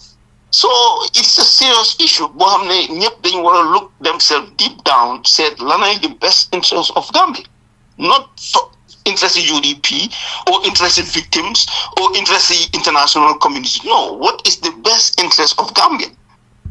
The question being latte on the should be an honest and frank discussion. You get emotions, other issues you have this and personal interest like and it's funny the transition the Gambia you forget I lawyers like and you wonder why. Yeah, because they know the situation to make sure they will enrich themselves from the circumstance. it's sad. Man, from a talk, it's very obvious to me why putting explain ko nga articulate ko sa Gambians is a problem. So go ahead, dafa ñaan, dafa soxor, dafa bon, ku dem sax dafa bokon si ñu don't commit crime. You hear all this kind of nonsense. Lord, do you Gambia? We are going nowhere. This problem dafa stay with you forever. So they pro ñu am di fit bi pour taxaw ñu waxante dëgg honestly te yàlla tax without farfarloo. I mean man it's my opinion. Alagie Saliou ma bàyyi laa jëppil Fadia. Ndeysaan Ebou dëgg tey moom ñi la namoon nag tey dinañ kontaan xam naa ne yow itam am toogaay bi yàgg na waaye olof Njaay dafa ne lu neex du doy xanaa dañu koy dog rek dal di dem ba beneen yoon waaye leena ñu ngi la koy ñaan Ebou mooy balaa yàgga di nga ñëw ñu jekkali ni te bante waxtaan bi jeexut man xamoon naa ne yow bés buñ tasee si radio bi rek du mun a nekk benn programme wala ñaar wala ñetta waaye dafa nekk series from time to time boo ñëwee rek su ko defee ñu dal di jekkali fan emoon waaye Ebou ñu ngi lay gërmande gu amul àppa si sa waxtu ak si lépp loo xam ne seedoo nga ko askan bi ñu ngi fi toog diiri ñeneenti waxtu te uur na ma ne suñ bëggoon a dem sa another 2 hours sax yow am nga kàttan gi based on ni nga waxee xam naa ne am nga kàttan gi pour toogaal foofu nag ñun civilian leen yaa ngi ñoo wan foofu ne yow soldaar ga gis nga ñoom Jibril Fadia fi mu nekk ñu ngaa nelaw ak ñoom Baboucar Mbodj ñoom Bura ñoom civilian leen dégg nga ndeysaan Ebou ñu ngi lay gërëm gërmande gu amul àppa si sa waxtu wala lépp loo xam ne seedoo nga ko askan bi ñu ngi gërëm Bura Diba di gërëm Seprayma Niass di gërëm Dudu Ndaw di gërëm Baboucar Mbodj di gërëm Jibril Fadia am na nag lu olof wax olof dal di dem màggetub guddi ko gisut mu dal di gis boppam te jaandu tuut saa yu màttee rek boom jikko daan na suppaleku jaan wëlbateku màtta borom moo tax ñi ki looy def rek na nekk lu baax li nga xam ne moo la fi Ebou wax si réew mi nekk na loo xam ne lu war a gestu la ndi te Ebou wax na fi lu am solo bi nga tëj Ebou dal di ne réew dafa am nun ko defaree soo xamul sax ni ñu defaree réew nga gestu sa ndeyjoor wala sa caamoñ wala sa nga gestu si jamaano li nga xam ne xew na loolu na doon jàngat goo xam ne di nga si mun a jàngee xam ne ñoo yóbboo réew waaye na buñ bàyyee loola rek da ngay nekkay làmbaatu rek dem te réew duñ ko yóbboo làmbaatu at some stage crisis ak problème dina am problème boo xam ne duñ ko mun a defar mbokkay te day olof Njaay dafa ne wat gaal ak yëgoo mbooloo mooy doole bu fukki nit di gas fukki nit di suul ñu ne pour na bàyyi bari rek waaye pax du mun a am fi mu nekk duñ def lu dut umba lépp loo xam ne retired Captain Ebou Jallow waxtaane na ko fii dal leen ko jébal bàyyi waxtaan ji mu continuer daw si seeni xel yéen Gambien yi yéen àttekat yi nga xam ne yéen àtte lépp loo xam ne dégg ngeen ko fii di leen gërëm di leen santa seeni mbokka Saliou Njaay salaamualeykum wa rahmatullah wa barakaatu waaxiru daawaana an alhamdulillahi rabbil alamin